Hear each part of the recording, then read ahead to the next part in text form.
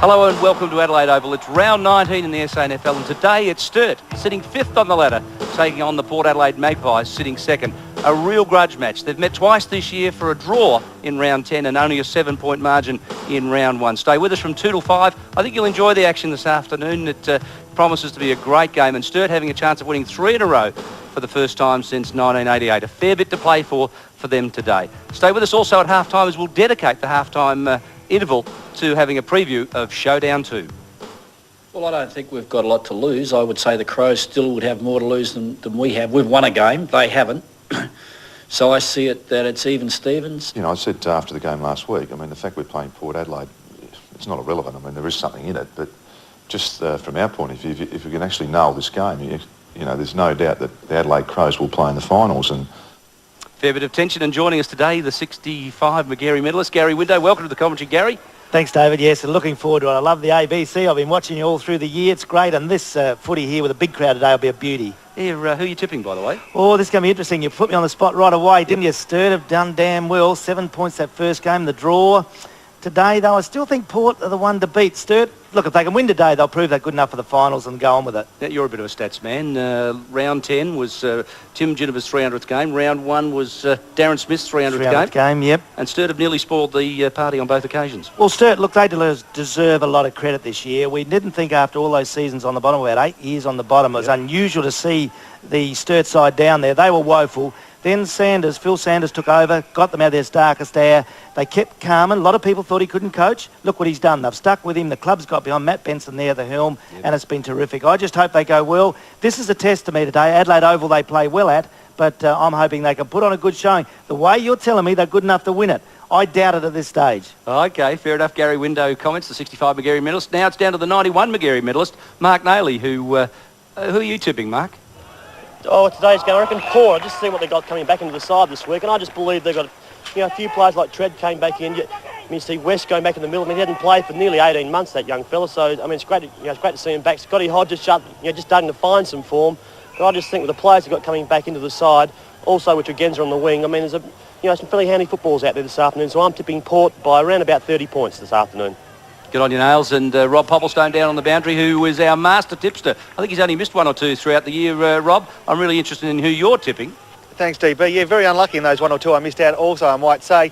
Actually, funnily enough, I think that Sturt will beat Port Adelaide today. They haven't beaten Port since August the 14th, 1988, nearly 9 years to the day. And I think today at Adelaide Oval, a ground they've played very well this year, they'll register their first win, as I said, in 9 years. Good on you, Rob. I think that was about the last time they won 3 in a row too, wasn't it? I think they won 5 in a row way back then, and they are certainly finals contenders today. Well, the big football story over the last couple of weeks at the SANFL level, of course, has been the salary cap. Gary, you've had some good thoughts on salary cap over the last few years. I've heard you on radio.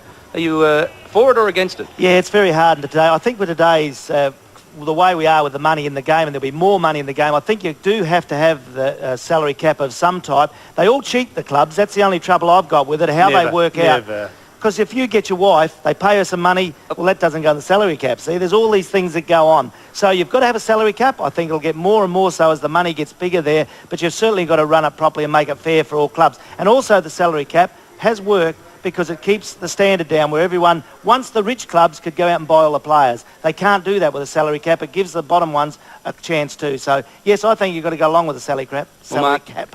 Salary and crap too. Yes, Freudian slip there. Mark, salary cap, you play with South Adelaide. Is it going to disadvantage or help the bottom clubs? I reckon you'd be surprised, Dave, and also Gary. I reckon if you went through most of the clubs, you'd find that their wage bill would be pretty close to one another. I don't think we need a salary cap. I know last year I was talking about with Port coming into the competition, or Port Power coming into the competition, where the money would come back through to the Magpies, but I just feel at the moment that we don't need a salary cap and it shouldn't be introduced. 1-1, fellas, as we go down to Rob Popplestone. Rob, the other big football story, of course, is Bruce Winter has announced this week that he's not going to go on with the Eagles again next year. Look, it's probably sad news, I suppose, for both Bruce and the Eagles. We did break this story, I suppose, a few months ago that things weren't all sweet and rosy down there at the Eagles Football Club. Bruce, and the sort of man he is, decided to put up his hand and put the club first, decided to move on, said he couldn't get much more out of the club than what he's got so far, and I think that's just testament to the strength of the bloke himself. Look, they've had I suppose, a period over the last few years where they've struggled to find some of these players spots in the side. Those players come from Queensland, have taken a bit of time to settle in. Youngsters also haven't come along. They've got a good side, they've got heaps of potential, they just need a new leader, and it'll be interesting to see who that new leader is in 1998. Well, you're sniffing around a bit. Have you got any idea who the new coach might be? Well, I think I've heard the same names that most of us has. Bruce Lindsay, of course. I spoke with Wayne Wiedemann probably 10 days ago now. He wants to come back. Not sure that he could take on the main role, but would be interested in an assistant coaching role. Also, Tim Ginniver and Mick Noonan are names that have been mentioned. Fair enough. Rob, Gary, Magarey medalists this year, you've been away for a bit. You've seen enough SANFL football to give us a good idea of who you think will win. There's been some damn good players this year. The one I think that stand out, and I've heard you mention, David, is Morton coming back to North Adelaide. He's been absolutely exceptional. He'll get picked up in the draft, that lad. Yep. He's played so well. His teammate Lehman has also been good. That's been the two cogs that have got that North machine really going with McDermott's coaching. The lads at Central, Scott Lee, had a very good start to the year. Yep. He then played in the state side. Has probably gone off the boil a little bit. Centrals have been a bit inconsistent. Him and the centre-half forward there, Hicks, he's played very well. So they'll have a couple of chances there, but a very good chance to come from those four players. As we go down to the boundary line, fellas, give us your top 4 or 5 tips for the Magarey medal as you see it at this stage of the year. Yeah, well, most of the players, I think, Dave, you look along, Danny Morton from North Adelaide, a couple of players here. Out here this afternoon, one in Brodie Atkinson. He's had a fantastic year, but his ruckman and Simon Feast, he also has had a great year. But Poppy, what do you think? Actually, it's going to be a surprising one. I know Andrew Jarman, of course, started the season off sensationally. He'd certainly be favourite at this stage. But the names you bring up, Atkinson, also Morton from North Adelaide, and down at Central Districts, both McGowan and Cotton have been busy. And might I just say quickly before we go back to you, DB, that one name I did forget to mention for the Eagles' coaching role is Mark Naley. He did get me in a headlock off camera. You got to be kidding. Well, back to local footballers. I just have a good belly laugh. He'd make a great coach, wouldn't he? We go to the premiership table and have a look at it. Norwood, Gary sitting on top, Port second, Central, your side, sitting in third, but they're looking reasonable this year. Yes, they are. I'm not too worried about that. With North there in fourth, they've been exceptional this year, with Sturt taking up that fifth position. But the others are disappointing, aren't they? West, Glenelg, terrible. South, hopeless. And the Eagles have had a lousy year. What's wrong with West and Glenelg, Gary? Oh, look, I don't know. They blame the coaches down there, but I think they've got to do a lot of work. The clubs have got to get together now. It's hard. I think they've got to get a coach, stick with him and give him a few years. Fair enough. As we go to the goal kickers, James West, the former Glenelg forward, now with Norwood, 62-21. Remarkably accurate kicking. Why'd they let him go? Parker, also for North, in the good side now, kicked that 33 goals. He's been good. Jared Cotton, we know he's good enough. He'll play for the Power in the future. Malloy, McGuinness, Ferguson, but drops away there at the end, doesn't it? We get a chance to have a look at Ferguson, 28-23, playing for Sturt today. In other games around the town today, North, who are fourth, take West, who are sixth at Prospect Oval. The South Adelaide side sitting in eighth, take on Norwood, who are first at Noarlunga, and the Eagles, who are ninth, take on Glenelg, who are seventh. And I think that would suggest to us that that's a pretty important game down there. Oh, is it what? Well, in other matches that they played here, we've already told you round 1 it was a 7-point ball game. In round 10, it was a draw at Football Park. And there's the score, 6-13 in accurate kicking, Port Adelaide, 49 Gary, Sturt 7-7, and Sturt had a couple of shots late in the game that could have won the game for them. Oh, you're right there, David. I was there that night. They come around that left half-forward flank region there and missed easy shots for goals. Or you could feel it in there. They had a chance to win it, just missed a couple of opportunities at the end. Burgoyne kicked a couple for Port Adelaide that day. White got amongst them and got a couple for Sturt. Of course, Burgoyne's not playing today. As we go down to the change rooms, and it looks like the Sturt change room, Gary. There's Simon Feast, nice haircut. Hey, he's good. I like Feasty. I get a few different vibes about him, but I still reckon he could be an AFL player. He's just got to lift up a bit, but I've seen him only play good games for Sturt. Archie, who kicked 2 goals forward early in the year. I haven't seen a lot of him, only on a couple of replays this week, but he's certainly got some talent. When he plays well, Gary, he's a very exciting player. I think consistency is the thing he needs to work on. There's Brodie Atkinson just having a stretch on the change tables. I've done that turn you on watching the change rooms. You feel like you get a kick yourself, don't you? Really stirs you up. Atkinson's been very good. He's been terrific. Well, during the week I caught up with Sturt captain Chris Threadgold, who's well aware of the importance of today's match. Chris, big match this week, Port Adelaide. We've mentioned earlier, round 1 there were 7 points, then a draw. So you must expect to win this one on your home deck. Yeah, I suppose Port Adelaide DB is a club that everyone looks forward to playing, and now it's time of the year, and our form over the last week, I think that it's time we have to win a game like this leading up to the final series. One of the problems I see is fitting all your big men into your forward line. You've got Ferguson, you've got O'Leary, you're trying to fit him in, you've got Stanfield, you've got White. You've got some big boys there, and Burton, who kicked 6 last week. How do you fit them in weather football? Yeah, I'm sure we'll rearrange it a bit if the weather is. I think it's fairly likely the weather might be okay by Saturday, but if the weather is, we'll move it around a little bit. We've got the players that can fit into those positions, but a guy like Ferguson plays well across the when the ball's on the ground and that sort of thing. So I think that we can structure the side with the players there to sort of accommodate that, DB. Psychologically, you must be pretty confident. You copped a hiding against Norwood, then you came out and won it against Central Adelaide Oval, then South of Adelaide Oval, you won that one. Yep. This week, Port's a big test. Yeah, it is, and I think the last couple of weeks we've got to be very careful that this week we don't become complacent and sort of think that we've done well over the last couple of weeks. I think it was said tonight that we haven't won 3 in a row for I think 9 years, so it's a big test, and I know all the guys are really keen to sort of make sure that we carry off with that. And one of the things I said, if you make a final series, you in the position that we're in to get towards a grand final, you've got to win at least 3 in a row to get there. So now's the time to start preparing to do things like that. Good target, isn't it? 3 in a row. Gary, as we go to the Sturt lineup, perhaps if you and Rob can just talk us through the key players.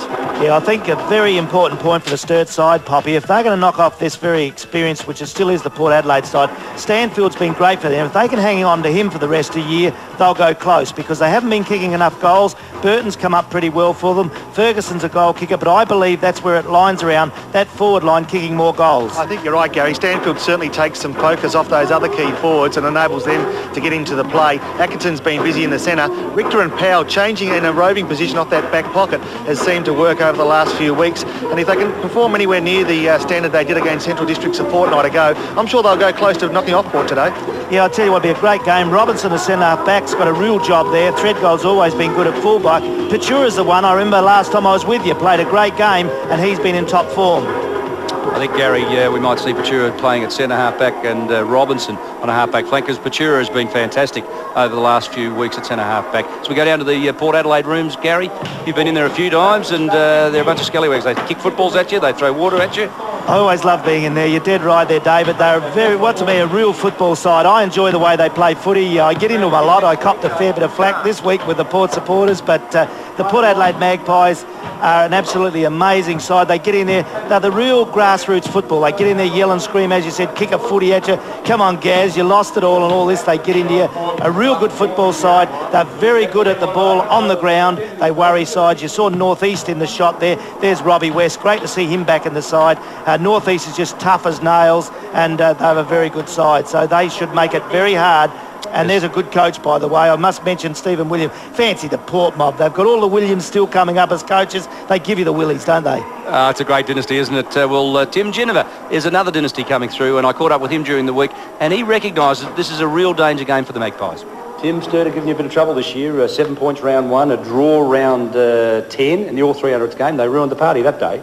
Yeah, they did, I suppose, but really they've been improving every week. So their first round effort was very good at Alberton, and I think round 10's effort was even better. So they're improving all the time, but it's about time that we started picking up a gear. We got a lot of players back this week. You take on a much more formidable force. Yeah, we've got a few blokes that really do need a run, though. We've got blokes that have only played sort of 1 or 2 games, so we need them to get, say, 4 or 5 under their belts, start playing good footy, and that'll certainly go a long way to us playing well in the finals. Scotty Hodges playing with a back brace. It seems to restrict him, but he hasn't hit the highlights this year that we've known from him. Scotty really hasn't put 2 or 3 games in a row together without injury, so this is going to be his first chance for the year to get 4 or 5 under his belt, and believe me, the more he plays, the better he gets. So. And you certainly can't underestimate Sturt. They've got some great players, Atkinson and Feast. They get the ball rolling in the middle for them. They've got some key forwards at the moment. Stanfield's in good form, White's in good form as well. And Burton kicks 6 as well. But look, Sturt are, nobody underestimates them these days. They're in the final 5 for sure. They're going to play finals, and they're very keen to. So no, look, we're not underestimating them or overestimating them. So we're just going to have a good crack on Saturday. Port have been a bit flat the last month or so. They haven't played their best football. Are you back to something? You're getting back to something like your best form? We're just about there. I think, really, our last month obviously hasn't been good, but it's notoriously not been good for us in this time of year. So I'd say that really our time of year is coming up. We've got to really focus on their next 5 efforts so that we go into the finals with a bit of momentum. And you're confident of a win today? Oh, very confident. Port Adelaide are always confident, Gary, aren't they? They certainly are, and that's a good lineup. Have a look at the experience down the centre there, Poppy. Delaney, centre full-back, is absolutely great. The youngster Fegan at centre-half-back's good. Higgins, I've liked him. I reckon he's a goal for the future. Darren Smith and Hodges in the key forward positions. They'll be hard to beat with that experience. And also, I like Big Jakes in the ruck. Yeah, look, it looks pretty good, doesn't it? And just going back, I've heard Port Adelaide's side been called a lot of things over the years, but never scallywags. And well, looking at that scallywag side, Tregenza also centre wing will be keen to impress, get back in that Adelaide Crows side. Clayton and Polton just do the job week in, week out across that half back line. And Ambrose from mid-season really has lifted a cog or two. Yes, they've been a very good side. Just looking at that, I find it hard to beat. You mentioned Tregenza, even Carter back in the side now on the other centre wing. They'll be terrific. They'll be hard to beat. West on the half-forward line, Treadray. They look good. I tell you what, Sturt are going to have their work cut out today. The only thing that might save them, David, is the quick legs. I think it might, scallywags, maybe that's not the best word. Larrikins might have been a better word, Gary. Remember, of course, that in round 1, it was a 7-point ball game. In round 10, it was a draw. And I spoke with Phil Carman and Steve Williams during the week, and both coaches have taken different things from their clashes this year. I think playing in front of a bigger crowd in a curtain raiser game, we thought, being a Port home game, we'd have a fairly big crowd following us, but the crowd don't really turn up much before the last 5 minutes of the main game, and it was quite surprising that there was quite a lot of people cheering for Sturt. We haven't won 3 in a row since '88, so we're desperate to get 3, and we play North next week, so we want 4. Yeah, there certainly is a hunger there, I can guarantee you that. Coming off the bye is always a bit of a difficult one, but we've had a pretty solid week on the track, and we didn't really play too well in our last outing, so we knew we had to do a little bit of extra work leading into finals and that, so we've got a similar game plan to always, but I'm sure the guys are really looking forward to having a game on the weekend. The inclusion of Barry Stanfield in the side has certainly made a few of the other players stand up, and I would think, yes, we are prepared. Yeah, I think they're a fairly physical side now. Their form over the last 2 or 3 weeks has been terrific. They beat Centrals and then they beat South very easily last week at Adelaide Oval. There's still some time to go before we actually can say that we're definitely there. So, as I said earlier, we need to win Saturday. We need to win another 2. We've got our sights set on finishing a top 3 position. Obviously, it would be nice to finish top, but that'll sort of look after itself. But our main aim is to finish in the top 3 because we've won premierships in previous years from winning, from finishing first and finishing second or third. So it doesn't really make much difference. Well, they've always had a forward that's been a multiple goal kicker, and that's been our concern. But I'd like to think that now we have probably 1 or 2 of our own. So we'll have a look at the matchups. Yeah, I think they'll line up pretty much the same as they did last week. Like they've had a almost 100-point win against South, so I can't see them really throwing their side around a lot. We're physically as capable as they are, and I would probably think that our forward line would give us, with the inclusion of Stanfield, gives us a much better presence up there. The gun players are Simon Feast. He's played very well the 2 games we played against them. Matthew Powell and Brodie Atkinson across the centre. Plus Bruce Lennon. You know, they're all very good players, and Big White up in the forward line, who gave us a lot of problems last match. Look, we'll be desperate Saturday, I can guarantee you that. No doubt they'll be desperate as the toss of the coin. Chris Threadgold has won and has kicked to the southern end of Adelaide Oval. We might just check with Rob Popplestone in a moment how that breeze is blowing, but it does appear the way the flags are blowing, there's just a slight breeze favouring the southern end as we go to Mark Nayley and Gary Window. Fellas, Scotty Hodges, Warren Treadray. There's Scotty wearing a back brace today, as he was wearing a few weeks ago when we saw him. Yes, he certainly is, David, and that's going to be interesting because he's such a good player, isn't he? You wonder what his future lies, but I would say that I would think it would be with the Adelaide, with the Magpies, because he's been a champion. I think he probably find it a bit past him to go in the power side now, but certainly a wonderful player as a focal point for them. I'd be interested in his form today. And Treadray, Mark, another one that has probably got to do more. He started off with a big burst, but hasn't gone on with it at this stage. Yeah, we just see there on screen. Got that right hand of his fairly heavily strapped. He's got the little guard that he is wearing, but he did break it early in the season, and this is his game back. So I'm looking forward to exciting talent, still 17 years of age on the power list, but very, very exciting youngster. Atkinson on screen there, you can see him. Have a look at the size of him, isn't he? He's beefed up. He's always been a strong little player. 25 years of age, 135 games. He's absolutely great. Let's just see with this kick. His kicking sometimes been off. He's worked on it hard over the years, doing everything right there for the kids watching at home. It's a good kick as he bangs it through for a goal down at that southern end. As he shakes his head. He reckons it's not a good enough kick, but he went through just a bit fluffy off the boot. But he's been an absolute great player for them. Yeah, that's a big fella White on the screen there, or Burton, sorry. Young Burton, he has been a bit of a find since he came across, playing against his old club this afternoon. But he is Julian Burton. And he kicked Mark 6 goals too last week, so he's in very good form. It has been a very good touch. But they have got a very good forward line with Ferguson up there, also with White, and also big Barry Stanfield, Gary Window. Having luxury of having him sitting on centre half forward, he is a big plus for the Double Blues this afternoon. I reckon you're right on, Mark, and he's the one that they're going to have to keep for the rest of the year, because I tell you what, they needed that player. I saw Sturt here, this very ground, earlier in the year, and they lacked that other key forward. White went pretty well, but he looked more suited back in the full forward line. Stanfield's a damn good player. I think the Crows will still use him, but if he stays with Sturt, they'd give the premiership a real shake. Another player there also, Simon Feast, still 22 years of age, played 53 games, as you can see on screen, but since he shaved his head, Gary, he's grown an extra arm, an extra leg, but he has been fantastic this year for the Double Blues. He's just giving him something in the middle, a good contest, but one of his big pluses is that he's working around the ground. He does take big marks and telling marks at the right time of the game. Yeah, you've hit right on him. He certainly is, and he's certainly a thinking player as a ruckman. A lot of big blokes, we always say, lack a bit of brains in footy. They just run out of the ball. But Feasty's a bloke that's got a clue. He drops back and uses his teammates up well. Big pack of players there. They're just getting ready. This big game at Adelaide Oval. Good crowd and attendance. What a game. What a ground to play football on. Absolutely sensational. It's a bit overcast today. We'll get Poppy down on the ground later on with the ground report. Actually, Gary, we might go down to Rob Popplestone if we can and just check how the ground is at ground level and the wind conditions. We go down to Rob. Thanks for that, DB. Look, the conditions of the Oval very, very good. Just a hint of breeze favouring right of screen, and of course kicking that way will be Sturt. So it's probably just a 1 or 2 goal breeze, but otherwise conditions are almost perfect. Rob, we might get you to check on the benches for both teams for us. You can see that light breeze. It appears to be just going across the ground more than anything. But today it's second Port Adelaide taking on 5th Sturt, and Sturt have a chance of winning 3 in a row for the first time since late 1988. To take up the call, special comments, Mark Daly, your commentator, Gary Window. As I said, a good crowd here, David. It's certainly a great ground to play football on. This is a big one today. They'll need it, Mark. This is going to really test the young Sturt side out. Just quickly, Gary, before we start this game, Higgins has a job this afternoon. Picking up Brody Atkinson has already started in the centre square. It's good to see. Jakes will take it on. I've been interested in his performance this year for the Magpies.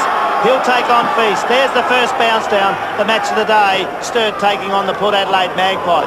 A lot of heavy work in there. What's Hodges doing up there in the centre? Just quickly, Scotty Hodges started in the middle. Plenty of pushing and plenty of shoving, but he's just giving, I reckon, Scotty Hodges a chance to get around the football, get his hands on it early, just give him a little bit of confidence. It's interesting, fellas. They played him in the centre in a trial. I went down and watched them last week. Played 2 quarters in the centre, obviously trying to run him into some fitness. Oh, big bodies in there. Jakes get it away. It's Carter for the Magpies. He goes to the northern end. There's danger there. Centre half forward. Oh, Darren Smith. Too loose on him. He's gone to the open goal. What a start from the Magpies. Oh, very loose. Did it, eyes? Hit the post. Oh, that was closer. Look, they deserved the goal. Great attacking move. Port 1 point lead Sturt. Nothing yet at the start of the game.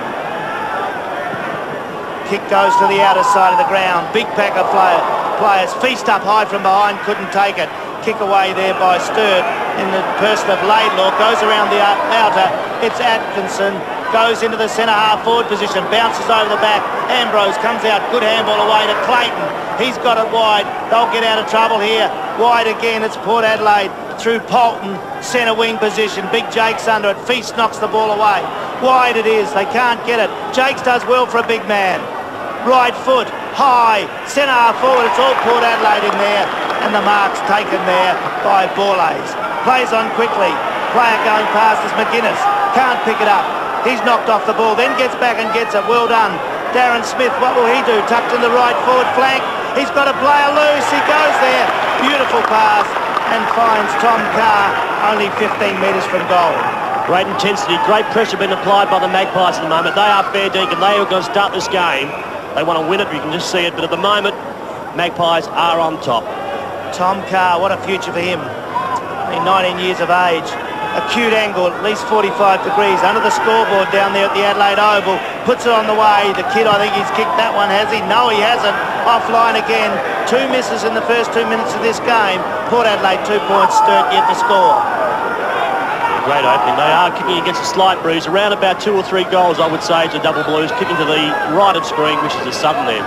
Thread Gold goes short. The target underneath that one is Robinson. He appears to be playing deep in defence, picking up Smith, so he's at centre half-back. Pachura, who I thought might have played at centre half-back, has lined up on a half-back flank. He's been in dominant form in the last 3 weeks or so at centre half-back. Drives towards the midfield. Feast up. Jark's got a hand to it. The back of the pack, Carr, who had a shot for goal just moments ago, goes forward. Gathering it in. McGuinness stolen away by Threadgold. The skipper does well. Towards centre half forward. He blasts the ball, but Beaker comes crashing out. Backs himself in. Has time for a bounce. Port Adelaide are fired up today. They're coming off the bye, of course, and it's always a worry, but today they look on their game. Carter claimed off the ball by Ricklets, holding the balls to the umpire, and the advantage allowed to fly as the double Blues advance through Lennon. Along the outer side, a long, low ball. First man there underneath it is Stanfield. Tries to paddle it up just inside the line, forced over by Ambrose, and will have a throw in. Yeah, good movement there forward. We can just see out there, McGuinness is covering a fair bit of territory at the moment, but a great contest in the middle between the two big fellas, and Jarks and also Big Feast. Sturt going to that River Torrens end in this first quarter, the knock away, but it's all McGuinness there for the Magpies. Kicks it out to centre wing. They can't take it. Off there is Powell for Sturt. He puts them into attack again. They need a grab up there. Can't do it. It's over the back. Oh, barging through. Carr started very well. Gets a handball away. Tregenza, brilliant tackling by the Sturt side. That'll give them a chance. Little Weatherall's got it. He goes wide. Plenty of players in there. Judd now short. He's got a loose player there, and he's found him running in the forward pocket, and that's Julian Burton. Yeah, good pressure there applied there by Big Stanfield. Knew he had to stop Tregenza. He put the tackle on, and that just forced the turnover. Good work by the big fella and Barry Stanfield. Burton, Gary, will have a bit to prove. A former Port Adelaide player, not required. He'll need this goal. I tell you what, Sturt can get a goal early here. They'll make after a couple of misses from Port Adelaide, will hold them in good stead. Burton now, acute angle, puts it on the way. It looks a good kick, but another one, a poster. It's hit the post. Sturt get their first point of the game, and Port are leading on 2 points. Well, this game has opened at a cracking pace, Mark, isn't it? It has. It's just starting to settle down now. I think Double Blues are just starting to find their feet up. A fair bit of rough stuff applied by the Magpies early. That's the way they're going to go at it. Ambrose got the beautiful kick from Delaney. Delaney used the ball pretty well. Treadway in front of Pachura. I think that's why they played Pachura there. They knew that Treadway would be a problem. Now it's McGuinness forcing it wide. Darren Smith has been in the thick of things in the opening couple of minutes of this match. Chips in short. Hodges, look at him. The jab's out in front of Threadgold, and he's marked it about 25 metres out on a 45-degree angle. Yeah, good play on football. Treadway through the middle. Just gave it across to McGuinness. McGuinness saw Smith out wide. The beautiful skills on his left side of his body was a big fella, and Darren Smith put the ball out in front, and there's nothing Chris Threadgold could do from behind. And Scotty Hodges on the lead. He just looks terrific. And he launches into a ball. There's very few people that can bustle him off it. He's powerful at the ball. And this is good for the confidence. 20 metres out directly in front, almost, and bang. Gets his first. Good confidence builder. And Port Adelaide are on the board with a goal. You just see their players going to Scotty Hodges, just giving him a little bit of confidence. He needs that. Needs a little bit of enthusiasm, a little bit of support this afternoon. But watch this. Quick hands. McGuinness finds it. Goes out wide to Smith. Smith, the ball's out beautifully for him, but look at this, left-hand side. Just put it out in front, didn't kick it too hard. Just gave him a chance to run onto it. And a good goal by Scotty Hodges, his first for the afternoon. Oh, Scott Hodges, amazing. 168 games, 651 goals in that one today. Back in the centre. Big Jake's winning out of there, gets it away. They're through the centre of the ground to Ginniver. Right foot goes long. The flyer from behind is Treadway. Couldn't take it over the back. Pachura gets the handball wide to Richter. He can't pick it up. There's the Port bodies going in. Borlase gets it away. Malakellis can't take it. Goes back, does it well. Handball doesn't find anyone in particular. Going near the line. It's West. He's got Tregenza wide. There's plenty of players there. The skipper's got it. Ginniver. Oh, it's a bad kick. Weatherall snapped that out. What can they do? The Double Blues into attack. Up in front. Big Stanfield can't mark. Oh, it's tapped down intelligently. Front of the pack. It's all Sturt there. Through Ferguson. Into the forward lines. Big White can't mark it. Goes to the back of the pack.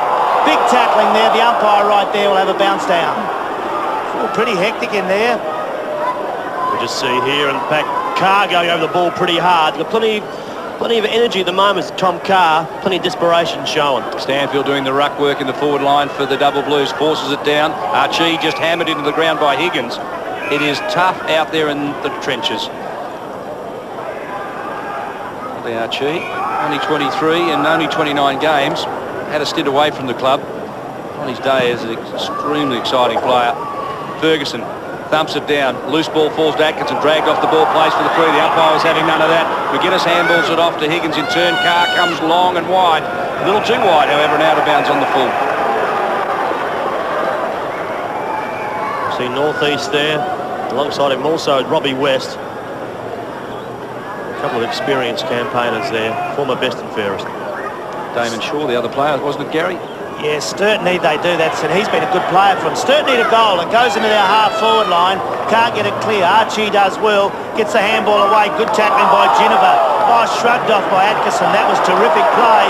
It's wide. They've got a chance here now. Running in the open goal is Irvin. He goes into that southern end goal. Can't kick it, though. It's through for a minor score.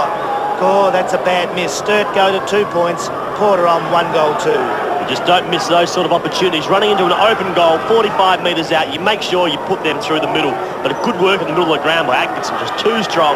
Upper body strength, broke the tackle from Ginniver.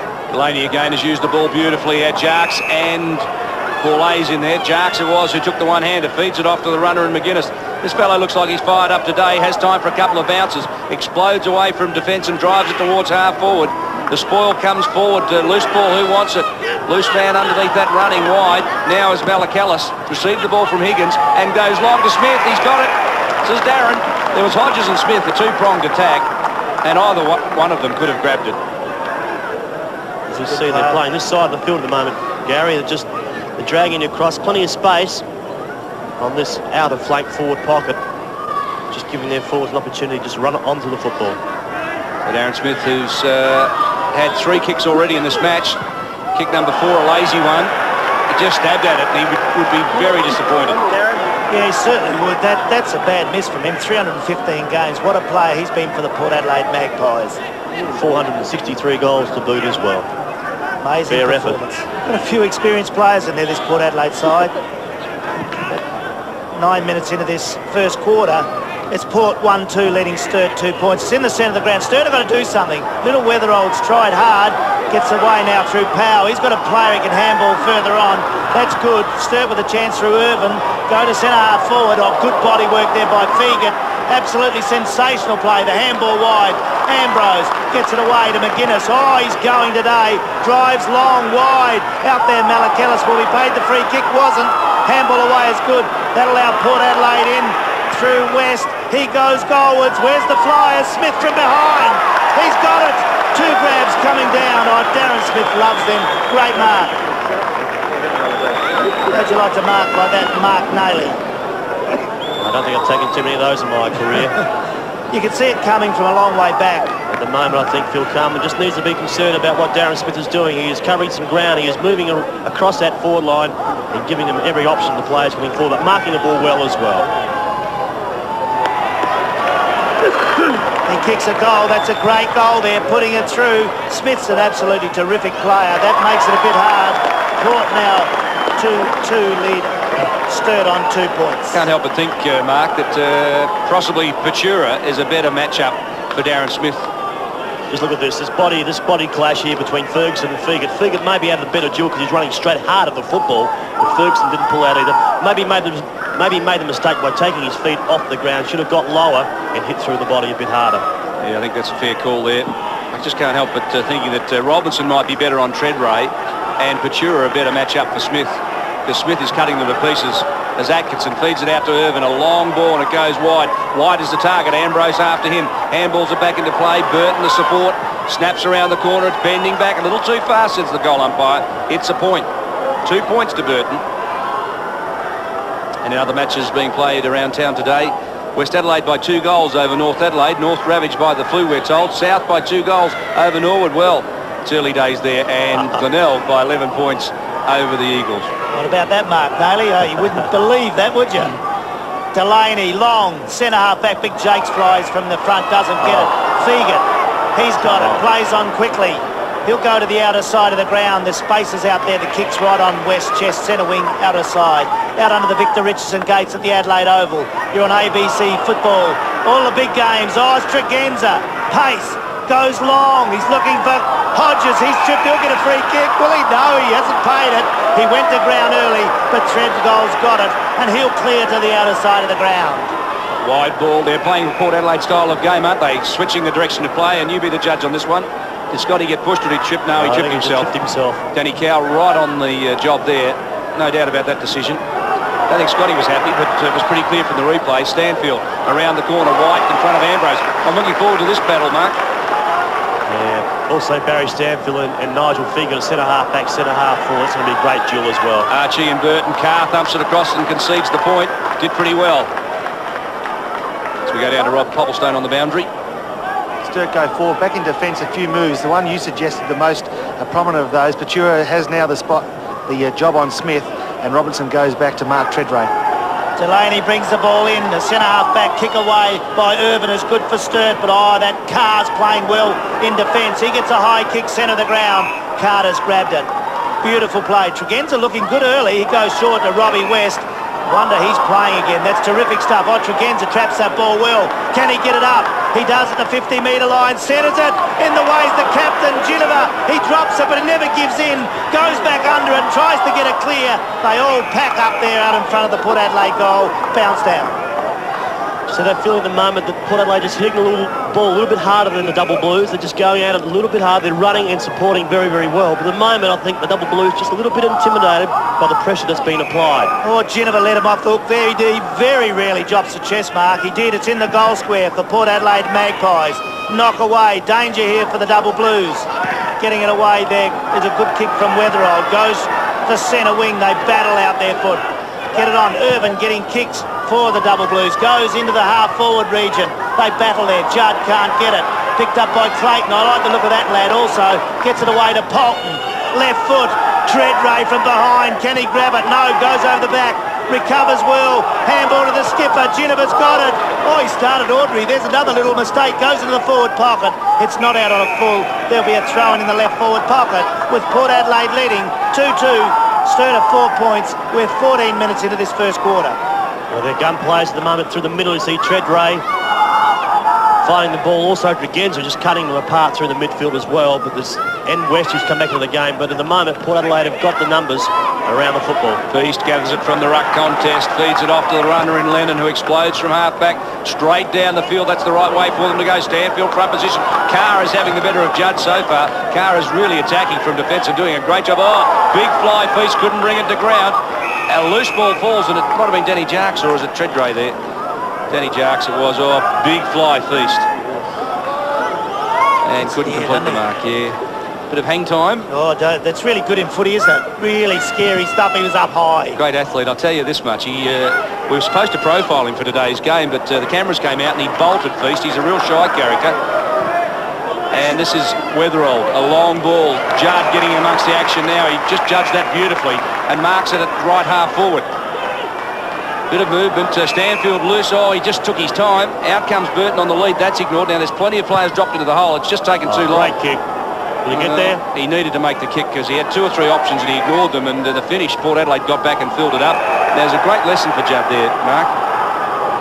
Nailey was calling it there from the box here. He was telling them where to go. One man there on the screen seemed to be enjoying the afternoon's football action. Well, it's nothing more relaxing than being at Adelaide Oval, Gaz, is there? Best place to watch footy. It still is. Watch some games and finals we've seen here many years ago, and now the big talk about doing up Footy Park for more people. I'd like to put some more big grandstands around here and come back here again. I might just go down and wake him. Now, you are a malicious throw in at left half forward flag. Comes to the front of the pack. They can't get it clear through there. Port get there first. Atkinson puts the pressure on. Kicks off the ground. Burton's got it. Handball's inboard. That's good play. That's a good running goal. That looked like there it was for Sturt in Weatherall, was it? And he's banged it through. Great goal for Sturt. 1 goal 4 they go to. Port at 2-2. And we've had 16 minutes into this very interesting first quarter. Yeah, good set up here. Big Barry Stanfield. It's not bad having him. Just see here. Good tackling by Atkinson. He's solid, just knew he had to chip the ball forward. Good pick up by Burton, and good quick kick on the boot by Weatherall. He's short, he's got plenty of pace, plenty of courage, but a good goal by Tim Weatherall. That's their first for the afternoon. 17 minutes into the first term, it's a 5-point ball game. The Double Blues going blow for blow with the powerful Magpie outfit. Jark thumps it to ground. Richter can't control the ball. Irvin just flicks it out to Judd in turn. A long handball to Feast. The big fellow is pushing down the field. Now it's Lennon. Long handballs are working for them so far. Archie needs to take on a man and run around him. Handballs are forward. He's tripped. The umpire said play on. You're blind up. Comment Gary Window. And the kick goes down. Oh, I don't like that. That was right in front of the umpire. That was an intentional strip. Oh, let's have a look at this, the replay. Mark Naley, what did you reckon? He undid his shoelaces and re-tied him up again. And that much time around his ankles. Sturt going to attack again in the half-forward line. Figures out there first, taps the ball out of play. As we go to other matches around town today, it's West Adelaide by 13 points over North. South by 3 points over Norwood. Mark Naley be pleased to see they're still in front. And Glenelg by 13 points over the Eagles. And here at Adelaide Oval, it's Port 2-2 leading Sturt 1-4. We're 18 minutes into this interesting first quarter. Sturt have got some work to do. They handball wide. They seem to recover though. Port hit them early, but now Sturt trying to get plenty more of the ball. Polton's got it. Oh, he does well. Wheels one way, goes the other. And there's that characteristic long kick to half forward. Feast! What a beauty, over the top, and he's grabbed it. More hang time. Terrific mark, he goes on quickly. It's a scrubby looking kick off the boot. Pachura's out there. Intelligent handball to Lennon. Back to Pachura. Left foot, who's down there? It's in the slot, good kick. That's the way to play footy. Eyes up. And the kick goes in. The mark taking it centre half forward. O'Leary, is it? O'Leary long. It looks like his build into the goal square. Oh, player hitting the post there. Very hard. A Port Adelaide player. The ball's out of play, throwing left forward pocket. As we go down to the boundary line, Rob Popperstone. Thanks, TB. Just down here on the boundary, a change being made by the Double Blues. Archie coming off after that indiscretion. I know he was infringed on, but he simply shouldn't have tried to get around that man by himself. And the man who just got possession of that ball, O'Leary, coming on. Yeah, I disagree with you, Rob. I reckon he should have taken on the man. His only crime was that he got tripped. Snap for goal, touched by Delaney. And it was Judd. Off hands and through for a point. Sturt have increased their work rate at the moment. They are getting numbers around the football. They are, and the game has settled down. The Magpies not going in quite as hard and quite as desperate as they first started. The Double Blues are back in this with only a 3-point margin. Delaney kicks in, finds Ambrose, gets the handball away. Malakillis. This will look for Smith. Oh, you could read it from here. Smith, oh, beautiful play, Tregenza. That's copybook football. Where's Hodges? It goes in that direction. Nearly marks, comes off hands, out to the boundary line. They race for it. Maloney there can't get it. They battle for the ball. Coming back, heavy tackling going on there. But Port Adelaide have got a free kick. Robbie West. Yeah, just was taken after he got rid of the football. Didn't really get control of it. The Sturt player may have thought he had it, but he hadn't. And a good decision by the umpires. Hard kick by West. He's tucked under the scoreboard. Oh, he goes short. That's loose. Carter's got it. It wasn't far enough. It's called now for the mark. No, they've let it go on. The umpire doesn't know what he's doing down there. He's let it go. The handball away goes wide in the other forward pocket for the Magpies. It's out of play. There's the Sturt bench. Archie doesn't look happy, does he? He's been dragged. A lot of footballers get that nowadays.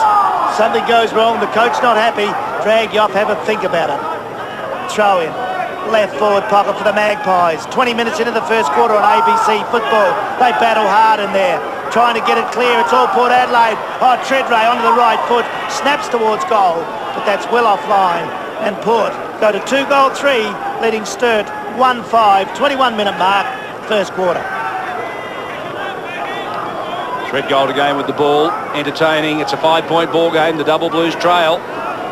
Port Adelaide's 50-50 ball effort today has been terrific, and I think they've caught Sturt by surprise. Sturt just need to lift a little bit at the 50-50 ones. Big fly, Jarks at the back. It was Darren Smith. Atkinson just flicks one out forward. Pack develops. O'Leary puts his hand up for a taxi, but Danny Jarks over the top of the ball. There's Shaw. And northeast.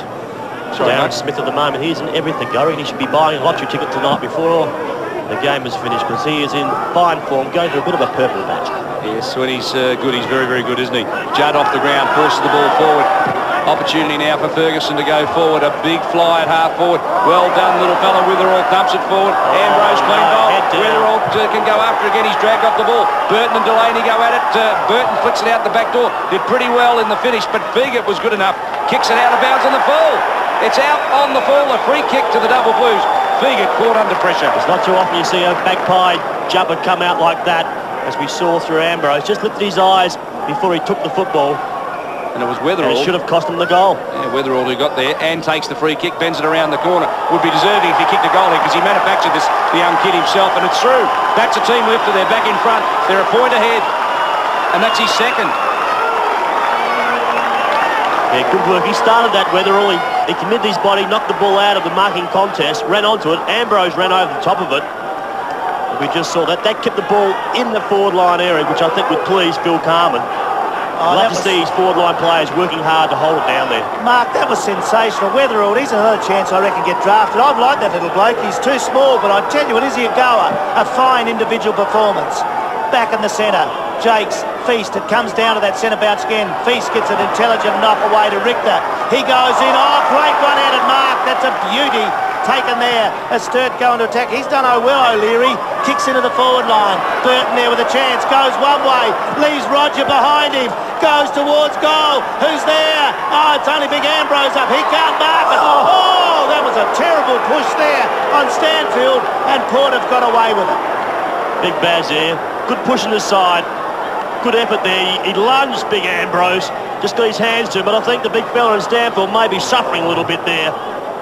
Maybe his knee, possibly the side of his body. Left forward pocket, McGuinness has got it.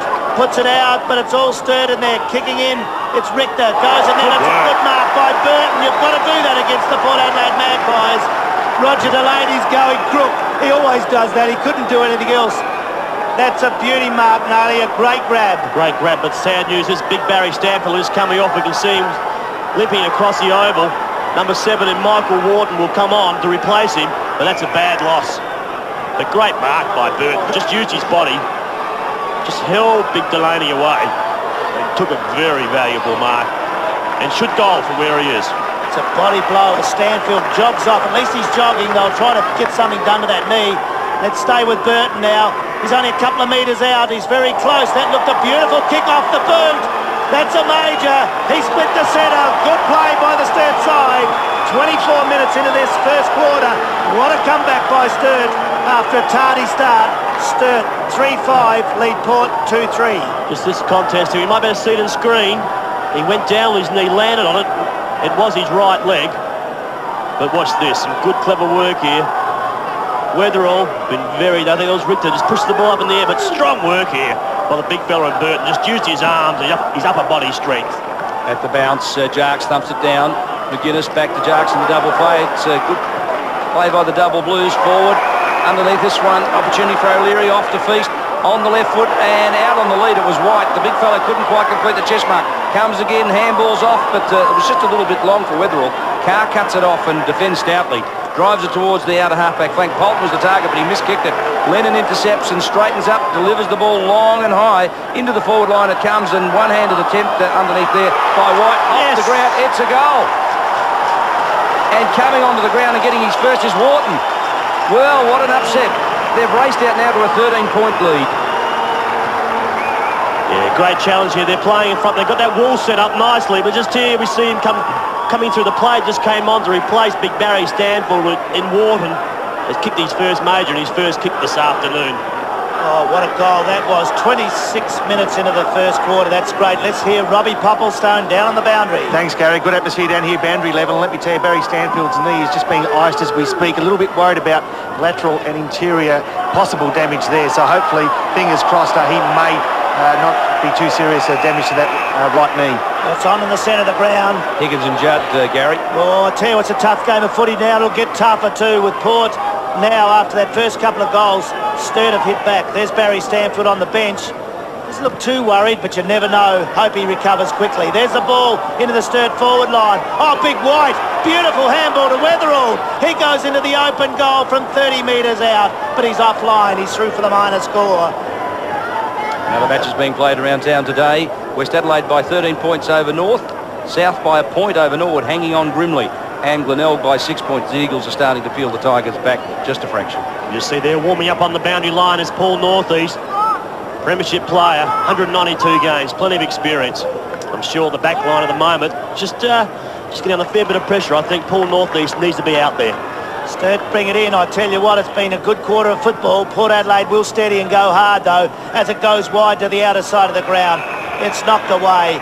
And Robbie Popplestone on the ground for an update. Thanks for that, Gary. Just down here, Northeast, you said, warming up. He now goes onto the field for the first run and coming off his young Jared Polton.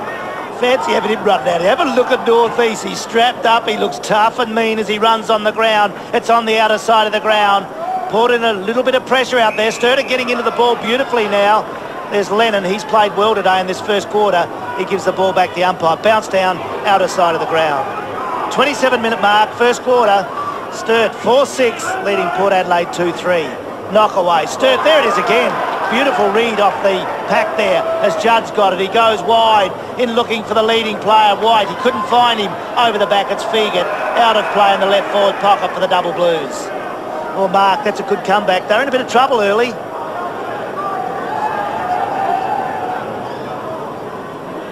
Scoreboard at Adelaide Oval shows a 15-point margin. Our score, I'm told, is correct. It's a 14-point margin in favour of the Double Blues. And Higgins over the top of the ball, claimed, goes to ground. O'Leary just wrapped him up, Mark. He's done well, Mark O'Leary. I don't know much about him. He's come on and got a couple of valuable kicks in there. Former Norwood player, picked up by the Double Blues. He's done pretty well since changing clubs. As the bounce is on, White gathers it down. Feegert tries to take charge of it, but Lennon just upends him. Over the top of the ball, working pretty hard was Tommy Carr, and locking it in as Michael Wharton, number 7 for the Double Blues, who's a former Port Adelaide player. So they've got a few former opposition players in the side. They've recruited pretty well. They've selectively gone for what they've needed. And Phil Carman's coming up with a pretty competitive unit right now. O'Leary's a strong, have a look at him on screen there. He's a strong-looking bloke. I'll need that today if they're going to win this game. He's only played 20 games, but at Norwood he was sort of a third stringer, Gary, behind a few other players. And I think he's just enjoyed the chance of settling in to a league side and getting a few games under his belt, and he's enjoying it. Laidlaw goes hard at it, crashing through was Wharton. He'd be keen to do well against his old side as well, and there's a couple of very happy Sturt supporters. They're enjoying a renaissance this year, the Double Blues, and their supporter base is growing by the minute. It's good to have them back too. I tell you what, you need a strong Sturt. I can remember their very good sides. Under Carman, they've done very well as the siren sounds to end the first quarter. 29 minutes it went. Sturt lead 4-6.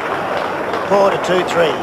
Yeah, great opening quarter there by the Double Blues. We just saw, Port started the first 10 minutes really was there. They were in control. They had players of the quality of Tregenza and also Darren Smith up forward, and Scotty Hodges taking some good grabs. But in the back line, they had Tommy Carr in very, very good form and Nigel Feegert at centre-half back. And then all of a sudden, about the 15-minute mark, the Double Blues found their feet. The game settled down and Double Blues came back into it. They've also been served very, very well. Right from full-back with Chris Threadgold coming through to Matthew Powell through the middle, and also up forward with the players like Burton and also Big SANFL until he went off. But the quarter time scores here at Adelaide Oval, we see Sturt leading. They're 4 goals, 6-30. Port Adelaide, they're 2 goals, 3-15. And you're seeing all the action live on ABC Sport. Have a look at our scoreboard. Sturt at 4-6.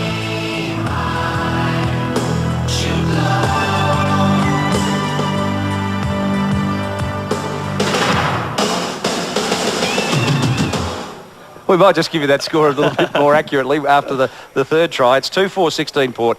Sturt are 4-6-30. It's 14 points at quarter time here at Adelaide Oval. And if you're a Sturt fan, I think you'll be sitting home and enjoying this. And don't worry, if you're a Magpie fan, they've got plenty of fight left in them yet. Well, one of the big improvers for Sturt this year has been their centre-half-back, Mark Patura. Today we profile their centre-half-back.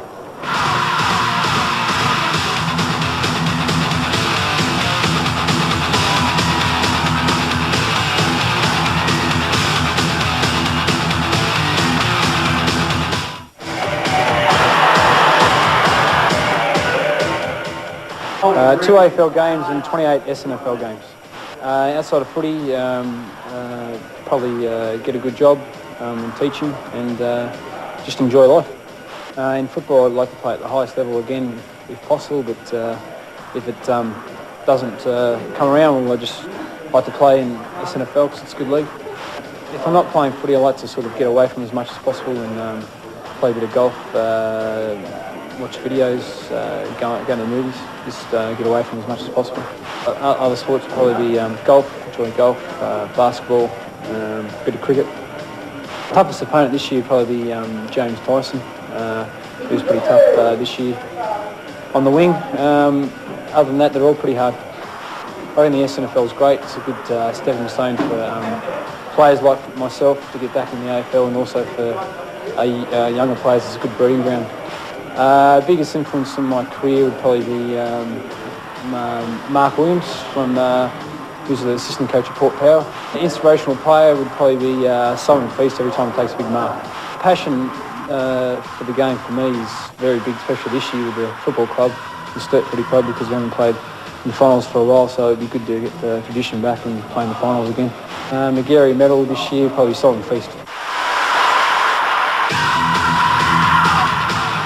With thanks to Mark Patura there. He wasn't supposed to be our player profile, by the way. It was supposed to be big Simon Feast, who took off from training on Thursday night. Simon, you're watching this back, we're coming for you. And it was great that Mark Patura predicts that you're going to be a McGarry medalist. Well, hope you don't win McGarry medal night, because I'll have to interview you if that happens. And you're a real chance, son, so stay at it. Well, highlights in the first quarter was tough, aggressive football. A couple of players hit the post, not with the football, with their heads. But as we go to these highlights, Mark, it was a tough encounter with Darren Smith dominating early. Yeah, Darren Smith early on Robertson. He had to be moved off him at the 15-minute mark. He was on top, but Darren Smith in great touch. We just see going forward again to the back, another strong mark overhead. Coming against his third mark, as you can see in those highlights. That's his goal that he just kicked. He kicked one in that first quarter. Had an opportunity to kick at least 3 or possibly 4. Gary, he was terrific in the air, wasn't he? That's good aerial skills in it, absolutely terrific, and he's known for that, and certainly put his mark on this game early. Now this is where Ambrose hits the post, headbutts the post would be perhaps more accurate. Oh, that's dangerous. They've got it well padded nowadays. And Stanfield gets pushed into it by Ambrose, tit for tat there, and came off with a knee injury shortly thereafter. Well, his knee hit the ground, didn't it? Well, we have a report that Stanfield on the boundary line has his knee iced and is not looking too bad. We think that he might be able to come back on. All things being considered, we hope for his sake that he does. As we go down to the boundary line, Rob Popplestone, Phil Carman would have been very happy at quarter time. He was, actually. He took a fairly methodical approach to that first quarter. Every man has got a job. That's obviously to beat his opponent initially, and then to aid and abet his teammate in beating his opponent. Over at Sturt, he didn't really praise anyone in particular, but the team as a whole said the way they approached the body, the way they manned up when they didn't have the ball was very impressive, and they'll need to do that against a quality opponent like Port Adelaide for the full 120 minutes. Over the other side of the fence, of course, Port Adelaide, Steve Williams came down, and his first message to the players was, I hope you realise now that we have got a more than capable opponent facing us here at Adelaide Oval today. Give them the respect they deserve, but in the same time, give them nothing. Take them on, hit them hard, and most of all, make more of your opportunities when you move the ball forward. In particular, I suppose it was obvious that Darren Smith didn't finish some good work when he had opportunities to do just that. And finally, DB, an update on Barry Stanfield. It's in actual fact a burst blood vessel in that right knee, and there is every likelihood he may return to the field. Thanks for that, Robbie. And other matches being played around town today. North Adelaide lead West Adelaide by 11 points. They really fought back hard late in the quarter. South Adelaide 5-1, Norwood 3-5. So South Adelaide have come home strongly again. They lead by 8 points at Noarlunga Oval. And the Eagles and Glenelg are playing it out for a draw at quarter time at Woodville Oval. As we come back to our scoreboard, 4-6-30. We repeat that to 2-4-16. It is 14 points the margin. The Adelaide Oval scoreboard was wrong. Weatherald has 2, Burton and Wharton 1, and Smith and Hodges have 1 each for Port Adelaide. And Gary and Mark, statistically, not much in it particularly. No, Mark, that's been a terrific performance by Sturt. You warned me before the game, but there's the stats coming up. Sturt with their 48 kicks in the end after a tardy start. The 46 to Port, pretty even there. Sturt not as good in the air, and that's because Darren Smith, those 17 for Port, 15. Handballs 28 to Sturt. They're getting more of the ball. 25 to Port. The frees 4 and 2. So pretty even stats there, but Sturt certainly in the last half of that quarter started to get a lot more of the ball. Yeah, just on the personal side of view, I mean, Weatherall's had 9 possession, Judd's had 8, and Atkinson 6 for the Magpies. Carr's had 7 touches, also McGuinness 7, Fegert and Tregenza both have had 6. 2 coaches coming off there. See Carman now, Stephen Williams. What a dynasty, as we called it before, but he'll be one of the best coaches ever, this lad, in time. I reckon he's just starting now, but could end up anywhere. Very good coach. And Phil Carman also, you saw just before that coming off, has done a great job with Sturt this year. We're about to get underway with the second quarter. It's Port Adelaide second, playing Sturt, who are fifth. It's the Double Blues leading by 14 points. Your commentators, Mark Naley and Gary Window. Back in the centre, the crowd getting vocal here. I think it stunned everyone. Port started very well in that first quarter to get a couple of goals up, and then Sturt have hit back very hard with some good performances around the ground through Weatherall, Feast and the centre Atkinson. Bounce down. See what they can do this time. Jakes gets a knock away, goes into the centre half forward position. Bachura with a chance. He goes hard at the ball. You have to do that. Good take that was. He had to get down, put his nose over the ball, did so. Bounce down, centre half forward for the Magpies. Well, both sides have lined up how they started in that first quarter, other than the players that have gone off. So no obvious changes have been made at quarter time. There's the knock away. It goes into the half-forward line. All Sturt, they're running hard at it. They can't get it clear. Kick away, goes towards goal. It's a goal, I believe. I didn't see him kick that. Malakillis was it. He's banged it through. That's a good goal, a good comeback. They're going to the southern end this second quarter. The first 30 seconds, they've got a good goal. Port 3-4, trail Sturt 4-6. This was a real true Rovers goal. The ball came out through here. Just a bad bounce for the boys in the blue, but the Rover was on it. He just picked it up, knew the player was coming at him, threw it onto his boot, threw it high in the air. But terrible. That was a B-grade bounce for the player that was in front, but good goal by Malakillis. Great Rovers goal to Tony. As we go back to the centre, it's now an 8-point ball game, and the Double Blues still have the lead. Feast taps it down. Quick handballs from Irvin to Atkinson was good play. On the left boot goes Atkinson. Full forward, big wide up. 1 bite, 2 bites, couldn't bring it to ground. O'Leary on the left boot goes towards goal, but he's missed just the left side of the post. It's a point. A couple of targets up forward there. Big wide had to sit. It was 2 deep, nearly 3 deep into that pack. And his hands to the ball. Nearly took it the second bite, but one of his teammates took it out of his hands. But good opening by both sides. Roger Delaney to bring the ball back into play. He'll go long as he always does, that left foot, trusty left foot, into the centre of the ground. A lot of pushing and shoving there. The umpires didn't see that. Ambrose has got it. Ginniver on the end of the handball, goes wide. Carter's on centre wing to take it for the Magpies. Carter now looking for a lead at half forward, goes to Borlace and finds him on half forward flank. Borlace, what a kick winner he's been. Not a bit quiet today. Kicks it now, centres it for Hodges. He can't take it. Over the back, they battle through it. Malakillis there on the bottom, can't get it clear. McGuinness there also. Bounced down about 20 metres out from the Port Adelaide goal. They're going to that southern end, the River Torrens end, aided by the slight breeze if it is there. Not much here at Adelaide Oval, probably favouring that end. Kick away, goes out to the outer side of the ground. Good play in front. That's Irvin. He goes onto the left foot. He's got a player in Lennon, centre wing, grandstand side. He finds that man, goes on with it quickly. Atkinson does well using the body. Taken there, that's good play. It's all Sturt there as they go on a track through Wharton. He puts it a bit wide, but Big White's got it. I believe he's grabbed that in front of the line. The big left footer, he's going to centre it. The umpire's going to make him come around and take it back. That always confused me, that that decision. The player is eventually over his mark. He's outside the boundary line, turns around. I should feel that he should be able to give him the benefit, well, not the benefit of the doubt, but at least been given the opportunity to lay the ball off. Goes short again and finds Atkinson. That's good play. That could be a penalty there. Will be. That'll be 25. The umpire running in and say yes, and they battle hard. There is a real goal. He's a madman, that Higgins. Tough as they come. He's not up happy, but he's been sucked in there, and now the little fella Atkinson will have a kick from about 5 metres out. I'm not sure that he did, Gary. I reckon Atkinson did it pretty well. He dragged him over the top of him. And I reckon Brodie manufactured that one. He certainly did. He's like that. Oh, now he's mucked it up. He's hit the post. Oh, Higgins will give him hell now. Have a look at that. Oh, does he go back and give him a mouthful? Now, I thought when Brodie was giving him a mouthful when he had the 25-metre penalty, that's just not on. You go back and concentrate. And I reckon he lost his focus. Now, you watch, if I'm right, he just drags him over the top of him. Watch, he grabs him, and then Brodie goes boom and drags him over the top. Good call. White's got it again. He's grabbed it, and the umpire running in to make sure something doesn't happen. Well called, DB. Oh, it's good the old footy Atkinson smart, but fancy missing that one at point-blank range. Gary, you know what I love about today? This, I hope, is going to be the re-emergence of Sturt and Port games. It's got all the atmosphere of a Norwood Port game, hasn't it? You see young White there. He's like an opening bowler. He's gone up to his mark and then come back. He's marked about 12 steps. He's put a mark on the ground, as you'll see. You'll just see in front of us there. You'll see a mark where he'll kick from. He needs to kick this, the big fella, the big left footer. Oh, lovely He's put it in the right spot. It's home! You beauty! What a goal! Sturt goal under 5 goals. 8. That's a good scoring venue down there.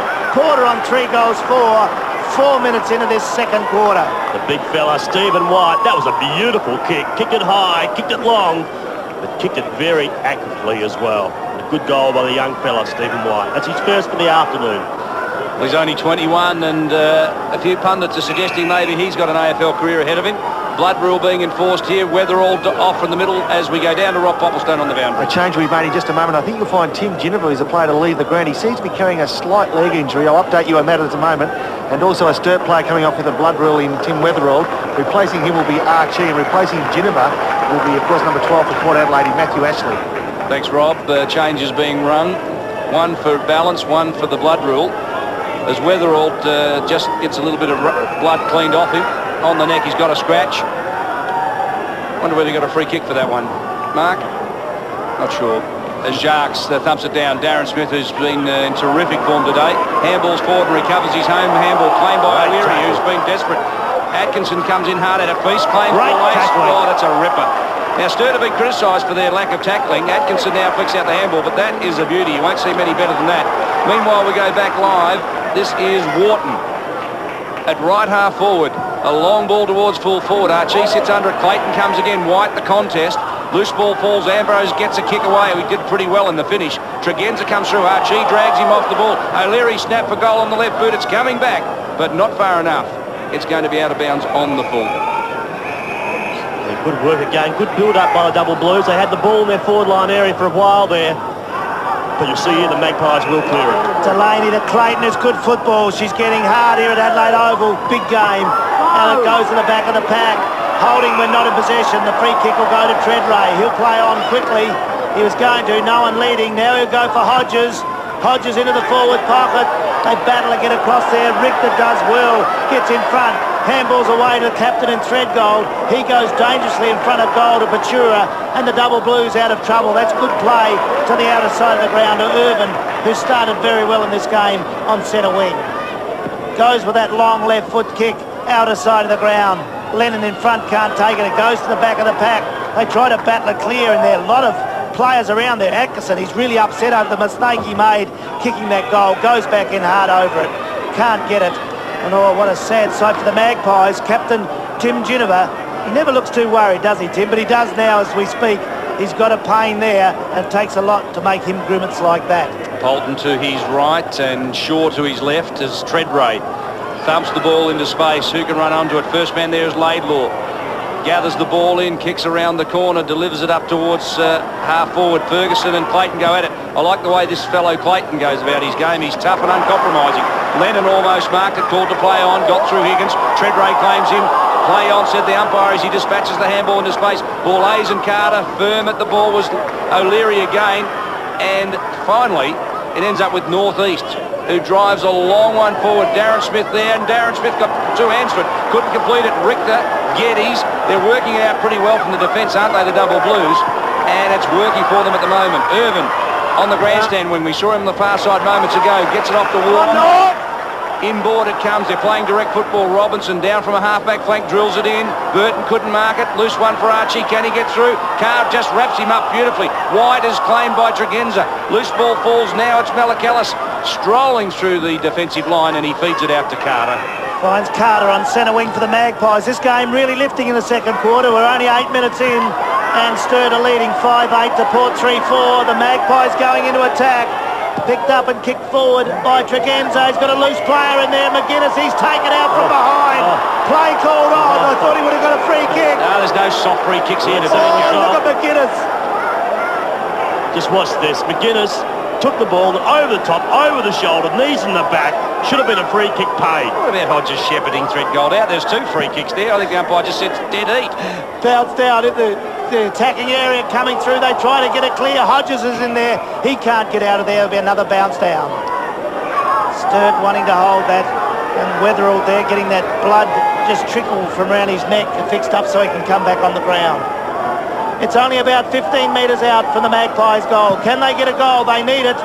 The Sturt side putting some pressure on them. Kick away from Higgins. Doesn't go very far. They battle there under the ball. Good tackling by Richter. Oh, he had a vice-like grip there. Terrific stuff on Robbie West. The Sturt side that's been criticised for their lack of tackling, Gary. It's been terrific today, David. They've really been good. They'll have to do it to beat Port Adelaide Magpies. You've got to stop them getting easy touches. The ball goes wide. West in there with a chance, can't get it. They jump into it, they can't do it. Let's go down the ground. Robbie Popplestone. Thanks, Gary. Down here, Tim Weatherald ready to come back onto the ground for Sturt. Archie will come off. Weatherald's been patched up, and at the moment the bleeding's stopped. Tim Weatherald, a 20-year-old, 2 goals, 1. He's been in dynamic form today. Atkinson got it out to Judd. The kick was smothered. Back in the back pocket we go. There we are. Back live. That was a good smother off the boot. Well done. That's what the Magpies are good at. It looked like Robbie West out there. Good effort. Yes, Robbie West has been a great comeback for him. Coming back to something like form. Feast thumps it down. Richter, loose ball, just grubbers one out. Malakalis evades the tackle and gets away a kick towards full forward. It goes. Who wants this one? Hodges underneath it, forced under the ball to the umpire, and Scotty wins the free kick. It was a contest. I'm not trying to be biased here, but there was a contest between the 2 players here. You just watch. They both were going to give an inch. No, he grabbed the jumper. He grabbed him. Come on. No, I'd like to see that. That retarded him. On replay, Threadgold grabbed the jumper and pulled him back. Look at the incident. Did not retard him. But you grab the jumper, you're gone for all money. I mean, you can't blame the umpire. You can only pay them. And Hodges bangs through his second. Soft free kick, soft goal. Wasn't deserved. What do you reckon, Gary? You be the judge here. Oh, no, that was a very soft one, I thought. Hodges got in front and he got that easy one, but they all count. That's his second. Here's Malakalis now. In comes the ball. You just see the right hand grabs Hodges by the jacket, pulls him back. That's what the umpire saw. See, there it is. Oh, come on. Very soft, David. As we go down to the boundary line, Rob Popplestone. Thanks for that. As you guys argue up there about boundary decisions, I'll let you tell you down here. Matthew Ashley will come off the field, and coming on for his first run of the day is Alex Katsaris. Good on you. Thanks very much for that, Rob. And 10 points the margin. The Double Blues have the lead. Sorry, Damon Shaw comes on. Thank you. And Irvin flicks it out to Powell through traffic. Burton couldn't quite gather it in. Clayton, he's got a low level of gravity, just stays over the top of the ball. Neither did Malakalis flinch, stayed over it and wins himself a free kick. That's great courage. Oh, it was a good bit of play there, but I tell you what, the umps are just got to let it go a bit. Yeah. It was a great game of footy. What was in that? Tell me what was in that. There's a handball away, but it's ball ace. He doesn't mind how rough it is. He kicks it long. This will suit Port. They like to get it going like this as it goes to the bottom of the pack. Richter's in there. He can't get it clear. There'll be a bounce down. Nothing annoys me more than seeing soft free kicks hand out, and seeing these couples given out in the last 5-10 minutes. I know they're trying to over-officiate these days, but just let this game go. There's a couple of tough sides out here having a red-hot go. Let them at it. There's the knock away by Jakes. It goes wide. I'll take it by Higgins. Good handball to McGuinness. He goes onto the right foot, centres it in there. In the way, it's Sturt, can't mark. It comes to the back of the pack. Threadgold gets a little handball away. They should get a kick. Robinson's got it. Batura, oh, he was a bit panicky there. He knocks it wide, but Threadgold's got it. And the Sturt side will clear to the outer side of the ground and get out of trouble. Lennon goes away from half-back, drills it long. Out there, Richter, who's having a field day. He's battling hard for his side. Welcome back for him. He's been virtually a recruit for them this year after spending last year in Western Australia. Northeast off the ground, coming at it, crashing through Tregenza with great pace. That's a good sign for the Crows. He goes forward. Oh, Patura, great courage. Hodges was coming at him, and Patura held the line beautifully. Tremendous courage shown by Patura. You see here, Tregenza puts the ball up for Hodges. Great courage, going back, didn't know what was coming at me. Had some idea it would be Scotty Hodges or Darren Smith. Great work by Patura. Sorry, Mark. Out it comes from Powell to Feast. Feast handballs inboard. Robinson needs a little bit of support. Gets away the handball. O'Leary, who's played very well since coming on, droves it wide. And look on the outside. Underneath this one, it's Lennon, who's a beautiful mark. and he's marked it. Now, what would he be, fellas? About 45. Knees off him. Umpire should have watched there. He had his knees on top. He watches he goes down here. Just drops his knees down. And I think Roger the Dodger got one in the codger. You probably say that. Well, you watch. Look, both knees into his back. I'm going to give him 25. Just give him a little... check the... Well, they square up out there. The players sorted out. Oh, Burton's marked on the goal line. Oh, what about this? They are playing with some confidence, the Double Blues. That was a crook old grab, I tell you what. I thought it was through for goal. This bloke surprised me today, Burton. That was a damn good mark under a lot of pressure. He kicked 6 last week, Gary, and he's looking pretty good today. He's already got 1 goal too. So if he'd kick straight, he could have had 3. Now it's 2 goals too. He's had 4 shots a goal, and we're only 15 minutes into the second term. Every challenge so far in the second quarter has been met by the Double Blues. They really have done well. They've worked so hard out of defence. We saw it set up here. Started with Pachura back there. Just rode the butt beautifully. That was a magic moment. But Manning Power over the top. Finds the very mobile Feast, who really is on top at the moment, around the ground on top of Jarks. That mark was a 12-point turnaround. If Hodges had marked that in gold, well, you're in trouble, but instead it goes down and the Double Blues get one. Yeah, good comment, David. You're dead right. There's a bounce down as we go. There's some around the grounds. No, we won't. It's Sturt on the run here at Adelaide Oval. There's a kick from Lennon, pinpoint over the back. It's a battle there for the ball. Clayton does well. He's a good defender. Comes wide for the Magpies. Who leads in the race for the ball? It's Tregenza there. The ball out of play right down by Robbie Popplestone on the boundary. Thanks for that, Gary. Down here, of course, another change for the Port Adelaide side. Some experience sitting on the bench at the moment. Firstly, Tim Ginnifer with an injury, just now being joined by Stephen Carter, who's just come on for a rest, and replacing him is Matthew Ashley. We're 15 minutes into the second quarter on ABC Football, and it's 6-8 Sturt leading Port Adelaide 4-4. The Magpies into attack by Shaw. It bounces awkwardly there. What can Hodges do? He's over it, pulled off the ball. The umpire lets it go. Treadray's got it. Down to Shaw. He's goalwards. That's a major. It's a ripper. Good comeback goal. Port side will never lay down. They go to 5-4, trailing Sturt 6-8.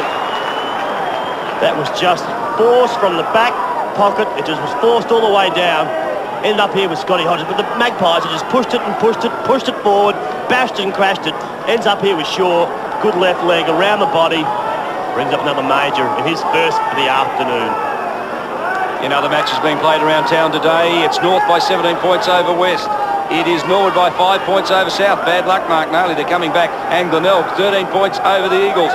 And at Adelaide Oval, it's a 10-point ball game in favour of the Double Blues. What a clash this has been. A good crowd, and it seems to be building by the minute. It seems to me that a lot of people are coming down and enjoying what we hope is going to become a traditional clash, as it's been in the past. Tregenza from the middle, a high ball. Treadray sits underneath it. Hodges comes 3 deep. Treadray got hands to ball, couldn't complete the grab. After it goes Powloy, gave it away. Shaw around the corner. It's going to bounce. McGuinness will be first there. Good desperate work. Threadgold concedes the point, thumped it across. A great bit of work by the skipper.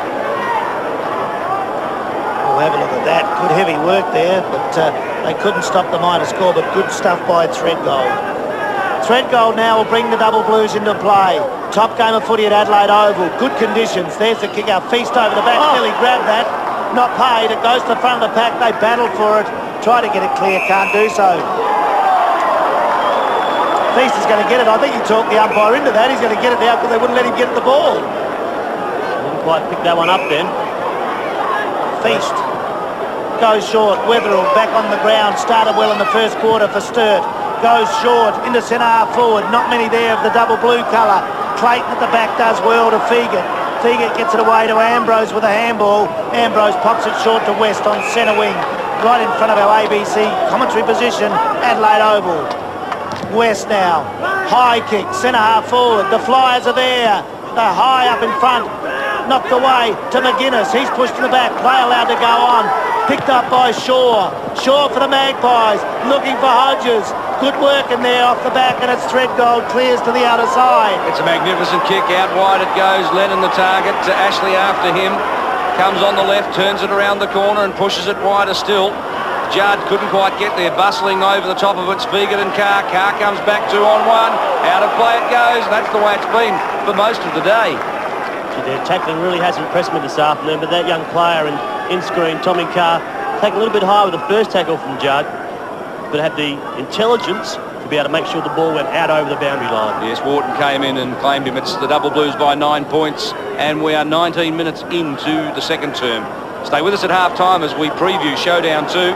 We dedicate most of half-time to it. You'll get all the player lineups and all the action and some words from the coaches as well. This is Robinson. Comes inboard. It's worked. Geddes seems to be finding his feet now with the Double Blues and finding something like the form that the Crows saw when they drafted him a few years ago. This is Irvin.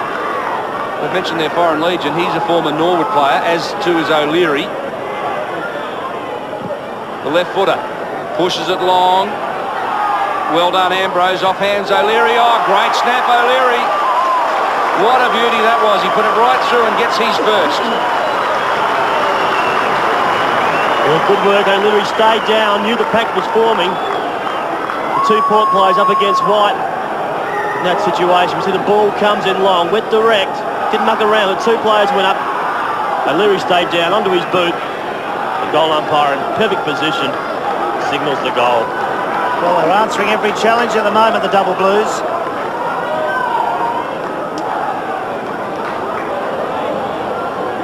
Other matches coming up around Adelaide today. West by 1 point. That's a good effort by them. Norwood are leading by 11 points. And also the Bays. That's a good result so far for them. They're up by 7 points. Here at Adelaide Oval, it's Sturt 7-8 leading Port 5-5.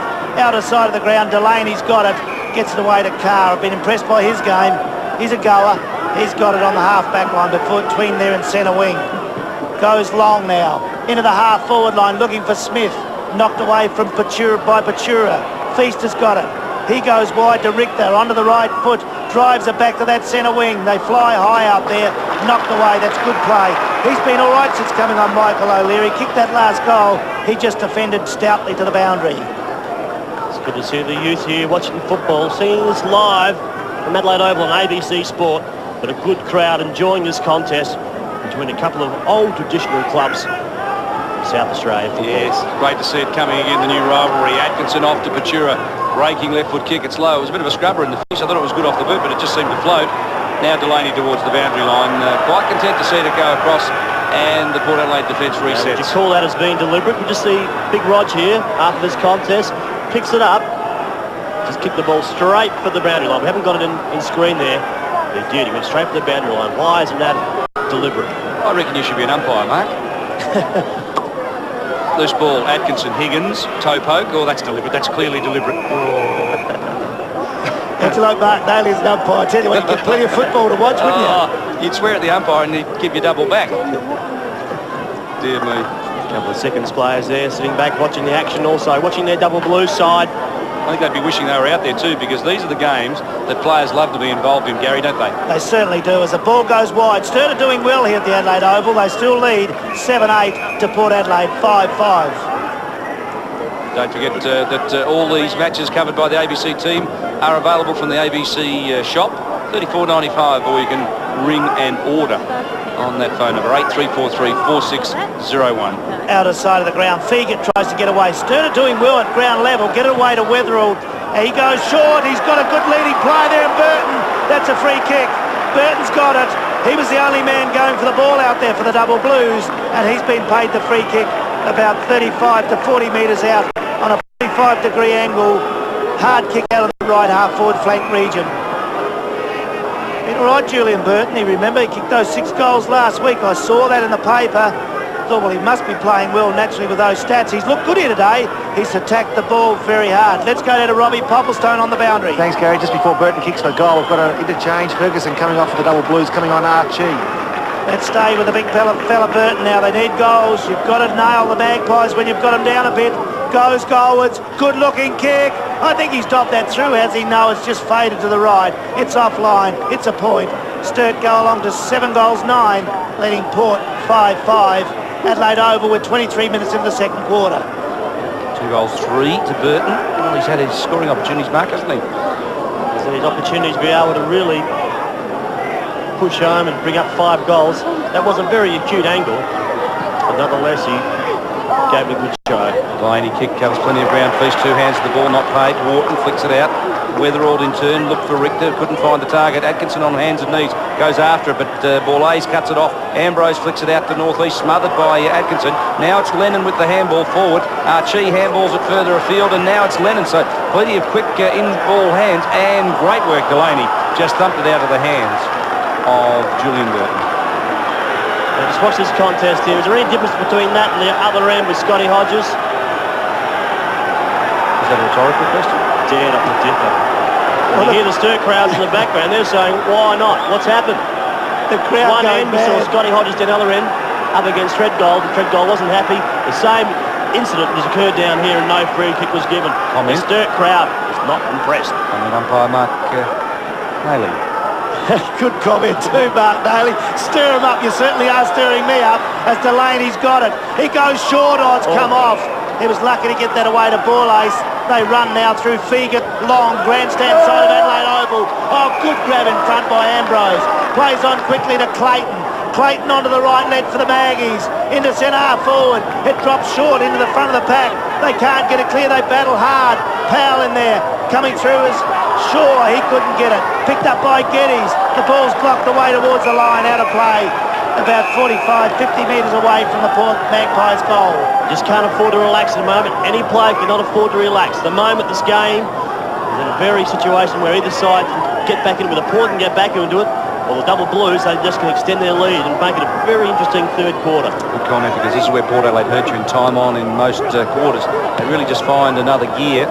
And this time, it's McGuinness around the corner, Threadgold front position, brings the ball to ground. Geddes tries to crash through, unsuccessfully so. Powell gets the kick away, but it was smothered. And in other matches being played around town today, West Adelaide by 3 points over North. North coming back. North by 29 points. They extend their lead over South.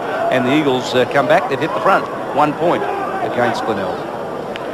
Throwing in that forward pocket. Oh, Sturt do well through Weatherald. He kicks wide, but in the way it's Tregenza. Tregenza will go short. Plenty of players sitting in there. Malakelis has got it. Probably too far out to score. He's looking for options. Needs a goal. Sturt 7-10, leading Port 5-5. We're 26 minutes into this second quarter on ABC Sport. There's the big screw punt. Goes to the goal square. It's all Sturt in there. Who's got it? Oh, the umpire's paid the mark. Or over the shoulder. It's a Sturt free kick in the last line of defence. This big fella in Simon Feast today, he's had his hands on the ball so many times, but once again you'll see here he goes up, just takes the arm over the top, but the lad just needs to be able to take a few marks today. Just getting his hands there, but just not finishing it off. Oh, he plays on, he's given them a chance, so that's holding the ball. They've been caught, you don't fall the ground against the Magpies. And Malakelis with a free kick, 40 metres from goal. Put his player under extreme pressure there, did the big fella in Simon Feast. He got the kick away. Well, just... He's stirring us, I think, Mark. That was too slow. Don't let him get you, lad. Stick to your guns. I threw out the hook and nobody took the bait. Malakelis now. Need a goal. The Port Magpies usually kicks well. It goes in there close. It's just offline. It's missed to the left. Sturt 7-10. Lead Port 5-6 on ABC Sport. Actually, I'm glad you're here, Gary, because I get marked every week on those. Oh, it's a top game of footy, I tell you. Absolute ripper. The ball to the outer side of the ground. Sturt go wide. Lennon always does well out there. He'll take that free kick on centre wing. The Double Blues, they've certainly lifted this year. This is a pretty good performance. Still half to go. You'll hear it all on ABC Sport. But it's a ripper so far. Treadgold, he's come down into the centre. He'll bomb long. Looking for a forward who can grab it. Burton over the back. Couldn't get it. Clayton comes through defending for Port Adelaide. Can't get it clear. Atkinson held it for a long while, but Carr's got it, and away go the Magpies to the outer. Ashley feeds it inboard. Shaw goes further afield. Wide was Tregenza. Atkinson working hard. He's done pretty well today, hasn't he? He's been instrumental in driving the Double Blues forward, but cutting it off was Higgins. He seems to be maturing as a player. He hasn't played a lot of football, has he? He's only played, this is his 12th game. Ashley, another of the youngsters. This is his 18th game. Towards left half forward. Big flyers up, and it's Borlase in front of Feast. He did pretty well. He's good overhead, Borlase, and he normally uses the ball beautifully. This time he centres it up, and the target was Carr. Found the target, but Carr was not able to mark it under pressure from Irvin. Now it's West around the corner into space. Loose man is Treadray, strolls into the open goal, chips it back, and what's work here? It's D. Smith. So Darren Smith marks about 15 metres out directly in front. I think Gary Treadray could have had a shot for goal. Yeah, I thought with confidence a forward would have run into the open goal and kicked it there, but when it comes off like that, it shows he's thinking the team. He saw Smith there right in front and he's given it to that player. Smith wouldn't miss from here. 1 goal 2 to Darren Smith. Yeah, he did too. And he's just reminding you, Gary, that he missed it the other He end. did too. Hit the post, didn't he? Very rare though. He's been a great forward for the Magpies. I don't think he'll miss this one. He's got 1 goal 2 and he's directly in front, 15 metres out. And that's right through the middle. 2 goals 2 to Darren Smith. And the Magpies, as we predicted in time on, Gary, are a dangerous beast. Oh, they never give up, and that's a good comeback. Sturt have had a bit of the ball. They've done really well with it and starting to use it. They've made a couple of blues when they've had control of the ball, like Feet's coming out there and not using it properly with a short ball. You can't do that. You give the Magpies a go and they'll take it off you. Good performance though. Sturt still lead 7-10, quarter 6-6. We're near the end of the second quarter on ABC Sport. As we go back to the centre, 10 points the margin. Not much in this one. Shaw head over the ball, goes hard at it. Crashing through and getting it out was Higgins. Tregenza running hard now. He's getting into this match. A long ball into the forward line. Treadray off hands. It's Bourlaise. Can he recover? Snaps for goal. He's bent it around. They've come back from 16 points down and they're going to go into half-time trailing by 6 points. What a time-on period. This is where they're dangerous. They certainly are. Time-on periods, you've put that right, David McKay, there. They really do, don't they? And that's a good performance. They're winning it out of the centre, running it through there. You can see the off hands. Bourlaise is terrific at that. He would have gone for the handball if they'd come at him. They all ran off him and then he just popped it through for a great goal. Go back to the centre again. Bourlaise has 1. That's his first. The deputy vice-captain. 7-10 plays, 7-6. Getting very close. So it's a 4-point ball game. And they're looking pretty good, the Magpies. And so too a Sturt, by the way. Is a free kick behind play picked out. Umpires picking up a couple of players having a snap at each other. No, the siren's gone. So it, as we go into half-time, 7-10 plays, 7-6, Gary. It's a 4-point ball game. And Port Adelaide were magnificent in the latter part of that second quarter. They did a great job there. That's a great comeback from them. Sturt have hit them with everything. Used the ball probably a little bit better, but that Port aggression of the ball really paid off to come back. A great half of football we've had on ABC Sports. Sturt 7-10, leading Port 7-6.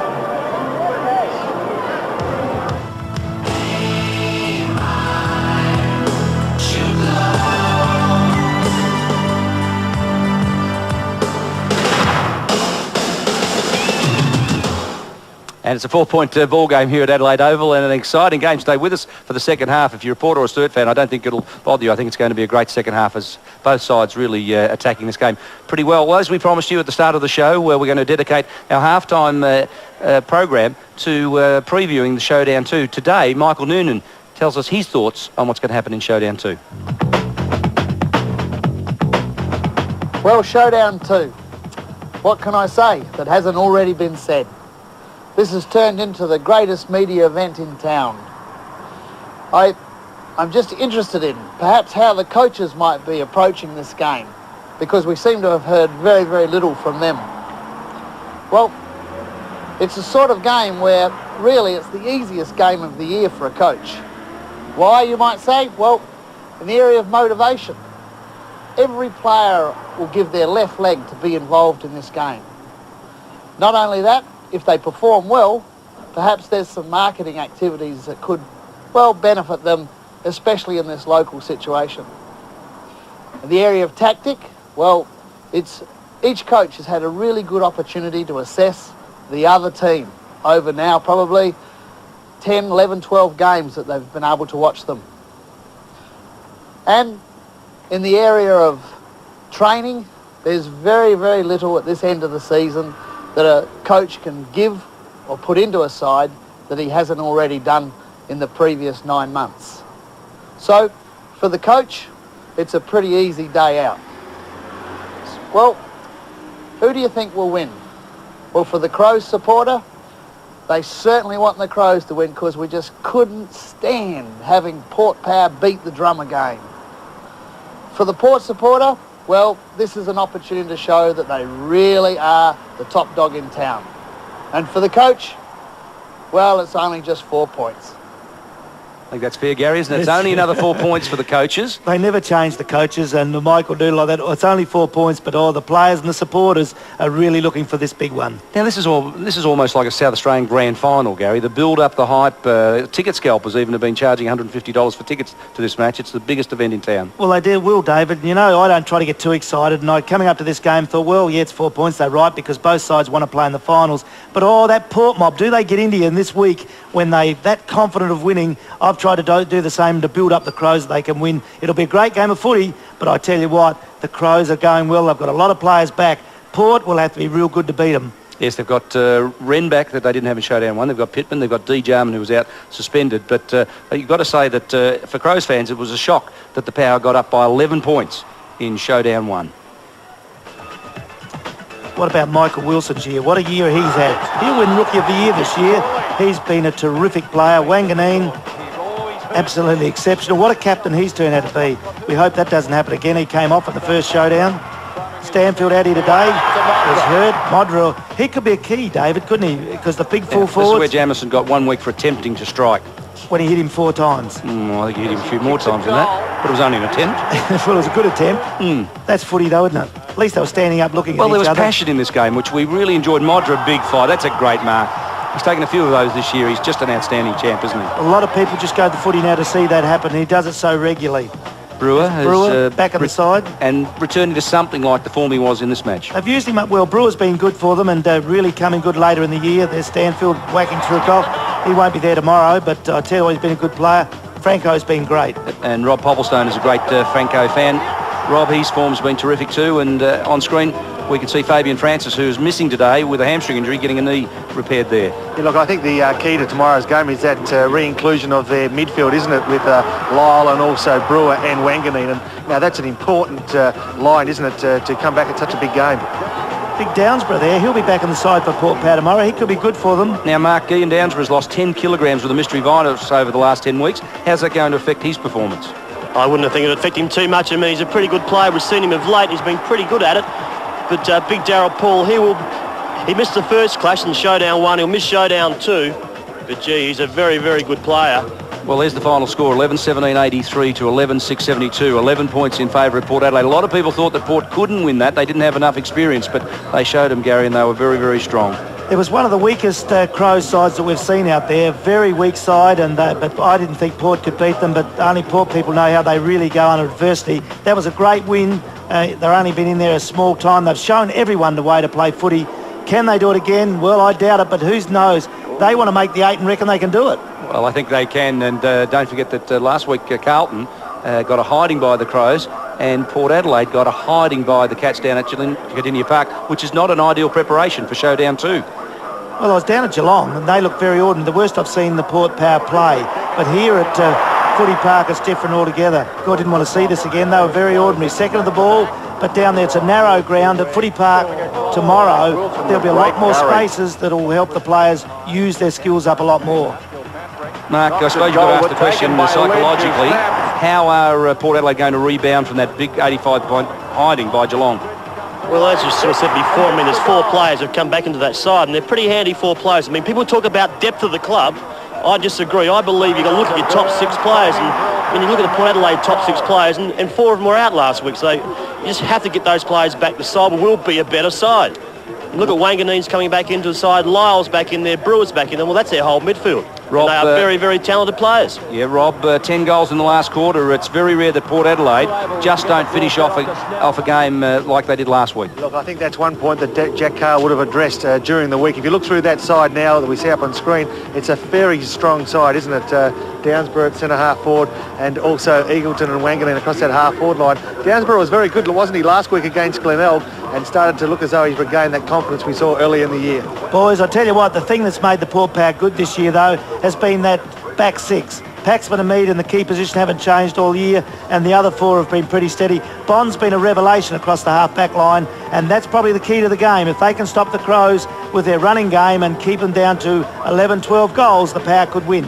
Well, Gary, they're going to come up against a side that's sitting second on the ladder, looking pretty good. And last week at Football Park, They were just simply magnificent against Carlton. They had a big win and they spoiled Stephen Kernahan's celebrations. Yeah, I think the test is, David, and we've all said, it's not the Crows running away with a great win with their flowing football and killing a side off. Port Power won't let them do that. They've got to win the close ones. I think that's the way it'll be tomorrow. It'll be a top game of footy, but I think the Crows have just got enough talent to run away with it. Nails, you're not completely convinced the Crows yet are ready for greatness, but I think a lot of their fans are. Yeah, we see where they're sitting at the moment. I mean, they've got their best side, or near enough to the best side. I know Tregenza's out here. There's some young players out there that really have stood up this year. That Peter Vardy, he is my top six at the moment. He is a very exciting player. And over the last couple of weeks, had a bit of a quiet mid-season. But, gee, I mean, the last 2 or 3 weeks, that player there on screen we just saw, Darren Jarman, who will mind him? Who will mind Risciuto? I mean, there's a couple of great matchups tomorrow, but we spoke about the back one before. Mead at centre-half back up against Robran. That's just worth paying the money to go and see that contest. That is going to be fantastic. Nails, you mentioned the Crows' top 6 players. Who do you believe the Crows' top 6 are? Well, it's interesting you must ask that question. I mean, we just go through that Adelaide side at the moment, the top 6. If I had my choice to pick them, you look at Robran, you look at Vardy, you look at Risciuto, you look at Modra, also look at Jarman, and possibly my other one there would have to be either Wren or a Pittman. But I reckon possibly Pittman at the moment, because he just seems to be playing a little bit better than Sean Wren. Sean Wren coming back though, David. I tell you, he's looking good lately. He played probably his best game last week. I know Rob Popplestone's been sniffing around the club this week. How's he been training, Rob? Been training very well. I think a player that we've all overlooked and who's been in fairly consistent and solid form from the start of the year is McLeod off that half-back line.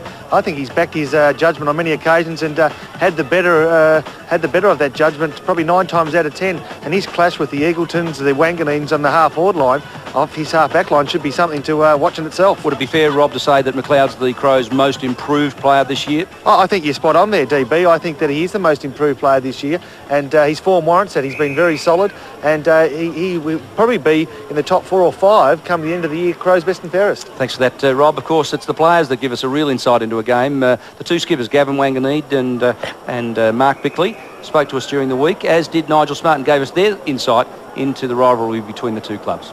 Oh, obviously a big disappointment. It was a fairly big build-up for the game, and we were unsuccessful. So, we went away from that game and really prepared, for the rest of the season and went on and won 4 or 5 in a row. So that was good. It's a very important game for us, and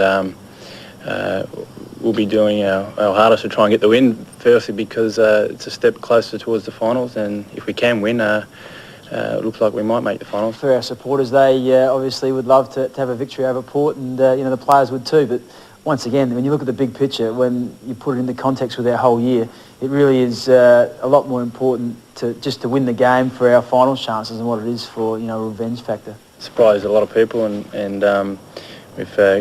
whilst we've got 10 wins on the board, I guess the fans are probably a little bit more keen and look forward to us having a red hot go at it, and hopefully get the 4 points. So there'll be some sort of expectations there for sure. I think both teams have got everything to lose. Make it the first goal or first 2 goals, it can lead you in the right direction for the rest of the day. When Port play here at Football Park, they lift to another level, and so do we. So it's going to be a ding-dong battle. And I think it will be a ding-dong battle, Gas, for well, sure about that. I'll grab you before you go. I can't see if they strap me up with this thing. I can't turn around and look at I like to look in the eye when I'm going to have a go at you. Right. Darren Jarman. Yes. What do you think about that? They're saying he doesn't perform in the big pressure games. He's one of the most brilliant players playing. Now, is he going to be a force tomorrow? I believe he is. Look, for me, the 2 keys to the Crows are Modra and D. Jarman. I know Wren's been important, but he hasn't been back to his best. And if there's 2 players that are going to hold the key to the Crows' finals chances, I think it's those 2. Yeah, so do I. Like they get into Jarman. He's such a brilliant player. I know he has his ups and downs, but they've always got people hanging on to them, and he still performs pretty well for mine. Well, a couple of blokes that we've followed their fortunes all week, John Cale and Malcolm Blight. To them, it's just another 4 points. I said after the game last week, the fact we're playing Port Adelaide, it's not irrelevant. There is something in it, but just from our point of view, if we can actually nail this game, there's no doubt that the Adelaide Crows will play in the finals. And got a lot to lose. I would say the Crows still would have more to lose than we have. We've won a game, they haven't. So I see it that it's even Stevens. We play well at Footy Park, they play well at Footy Park, and it's just playing another team. But I would say it would be worse being 2-0 down than 1-1. I don't think they play much differently to a lot of sides. I don't think they play much differently to us. In fact, I think that both would prefer more direct styles of footy than than flipping it around. So I'd suggest we're probably two of the closest teams in the competition in the way we play. And I think the Crows probably have more maturity than we have. They have more experience. The thing in our favour, which I think, is that the crowd will be pro-Port Adelaide this time. Look, I honestly don't care if we kick 5 goals or 50 goals. Whatever it takes to win a game of footy, I think I don't know any coach in their right mind that wouldn't take the same philosophy. So now the ball's at our feet, and if we're good enough, we'll win. If they're good enough, they'll win, Gaz. John Cale loves those stats, doesn't he? He loves to know that he's one zip against the Crows. He certainly does it well. And I just put myself, how would you like to be down in the rooms being coached by either of those gentlemen? Wouldn't it be different down there? They look so nice up there, but you know what they'll be like when it gets fair dinkum down in the club rooms. Well, we've heard from the players, we've heard from the coaches. Let's see what the fans think. Showdown 2, the Crows will win that quite comfortably. I think the Adelaide. Crows probably, because they seem to be travelling a little bit better at the moment. For my son's sake, I have to say the Crows. Showdown 2, no question, the power. It's going to be a draw. On Sunday, I think the Power will win. I think the Crows will win. I reckon the Crows are going to win because they're a much better team. Port Power, definitely. Oh, Crows, no problems. I reckon the Crows are going to win because they're a much better team. Well, the Crows to win on Sunday, easily. Definitely Port Power by 5 goals. I reckon the Crows by 6 goals. Easy. Up there for the Power, they're the mighty underdogs, they'll be there. Well, that's a Port fan, Gary. Now, tell me, I love them. who are you tipping? Well, I've tipped the Crows. I still think they're the best side. They're going to play in the finals this year. Port have been terrific, but I think even though I've stirred the Port Power supporters up, I still think the Crows can win. Now, Mark, you're a Port man. Are you going to stick with the Power? Not tomorrow, unfortunately. David Mackay, I think I have to go along with Gary and also yourself, and I'm sure Poppy will go with me as well with the Adelaide Crows, but they'll win, and they'll win by plenty. Well, let's not put words in I Rob's think the Adelaide Crows will win by their biggest margin of the year, around about 150 points, and John Cale will be sacked during the week. Oh, yes. Johnny Cale is coming for you, I tell you. Johnny Cale. Now, what makes you say that? No, I just thought I'd add a bit of flair to half-time. No, I think it'll be a close game. I think everyone thinks it'll be a close game. It was only 11 points last time, and I don't think much is going to be different this time, Gaz. No, it's going to be really good. Look, it's great to have the derby here. It's really brilliant for football in South Australia. Let the best team win. Hope it's the Crows. Good on you, Gaz. Well, every week we bring on Mark Nardi for his Hard as Nails segment. Mark, what have you got for us this week? Oh, not too much, but the big talk around town this week was Tony Modra, and with his contract and where will he be playing in 1998 or 1989. I mean, the story this week was that Carlton had approached him and made him an offer. Well, that can't be possible. Can't believe it. I think the real question behind this is Tony Modra, what's his value to the club? Now, at the moment, he signed a contract a few years ago, possibly on, I don't know, what, 150,000, maybe a little bit more, maybe a little bit less. I'm not quite sure there.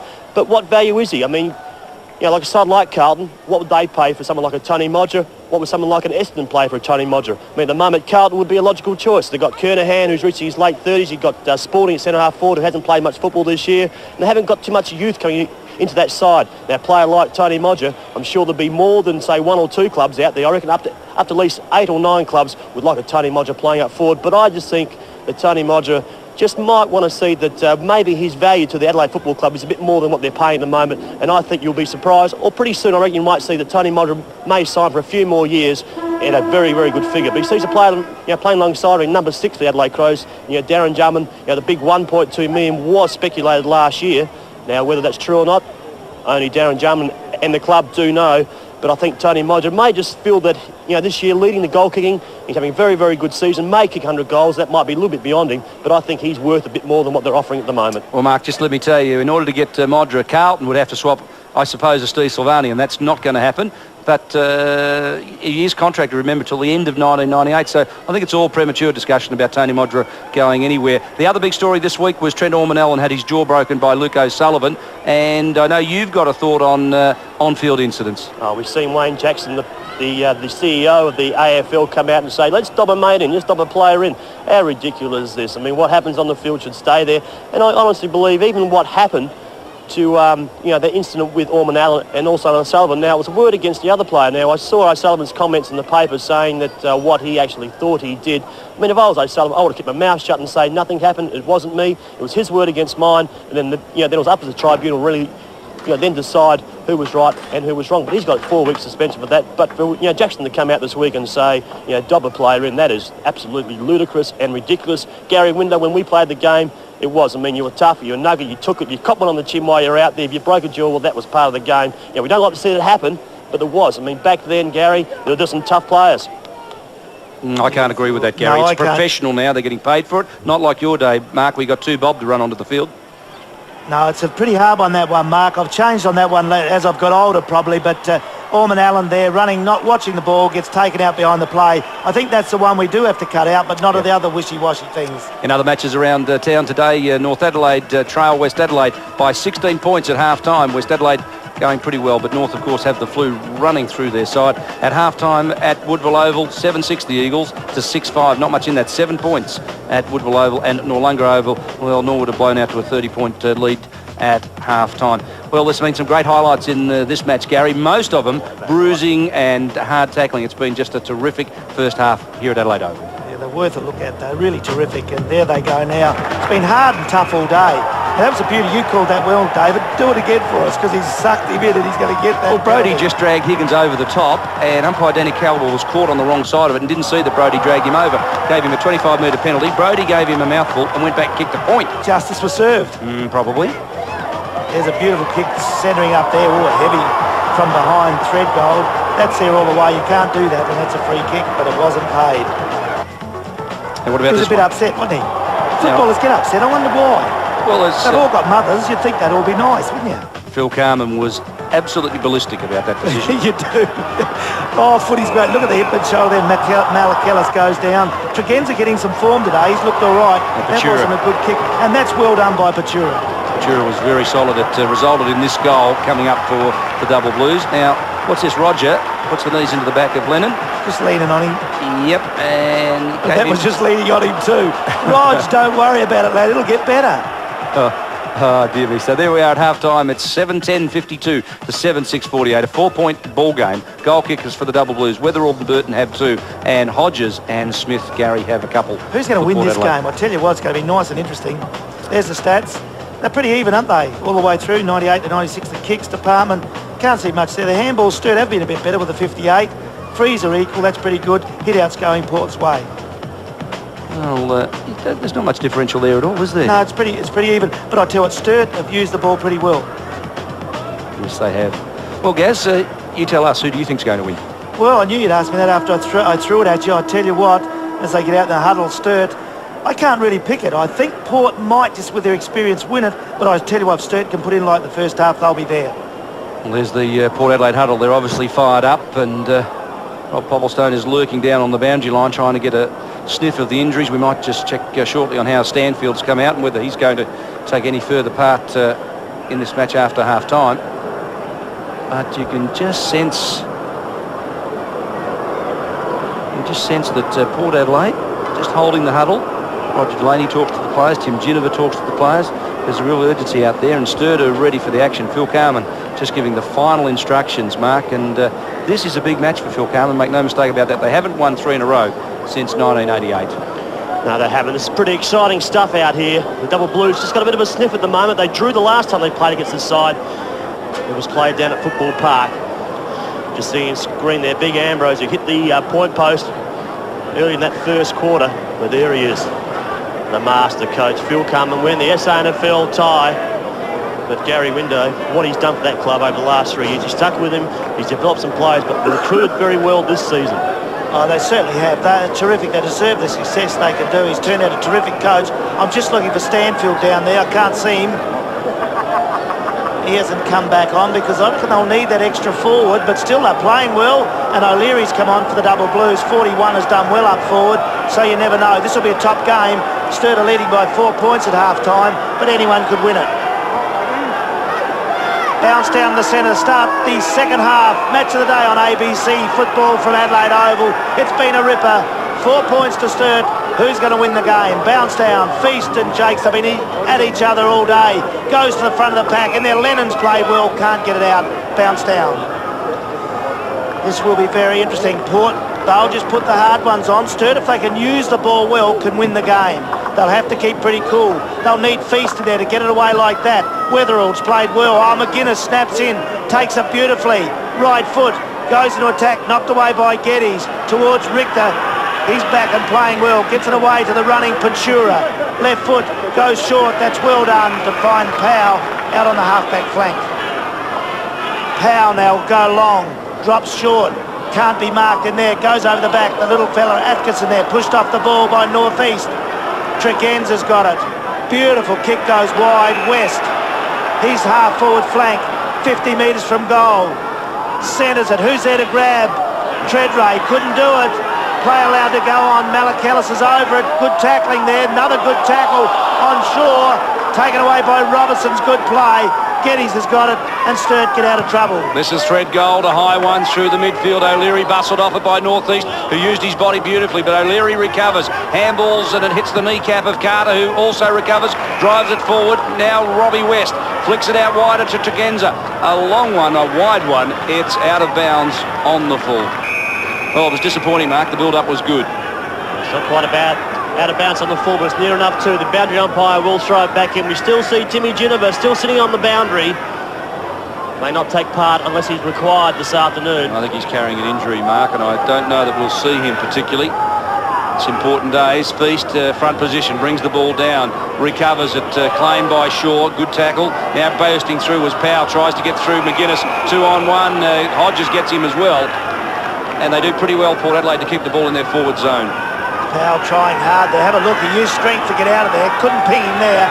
Bounced down only about 15 metres out for the Magpie goal. They're going to the northern end in this third quarter. Probably against the slight breeze. Wetherill pulled off the ball. Play allowed to go on.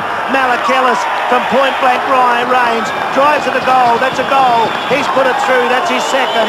Good goal scoring by the Magpie Rover. Port Adelaide 8-6, leading Sturt 7-10 by 2 points. The old cliche, be the right place at the right time. Stepping with Malakelis there. He was. The ball came out loose. He was quickly onto it, quickly onto his boot.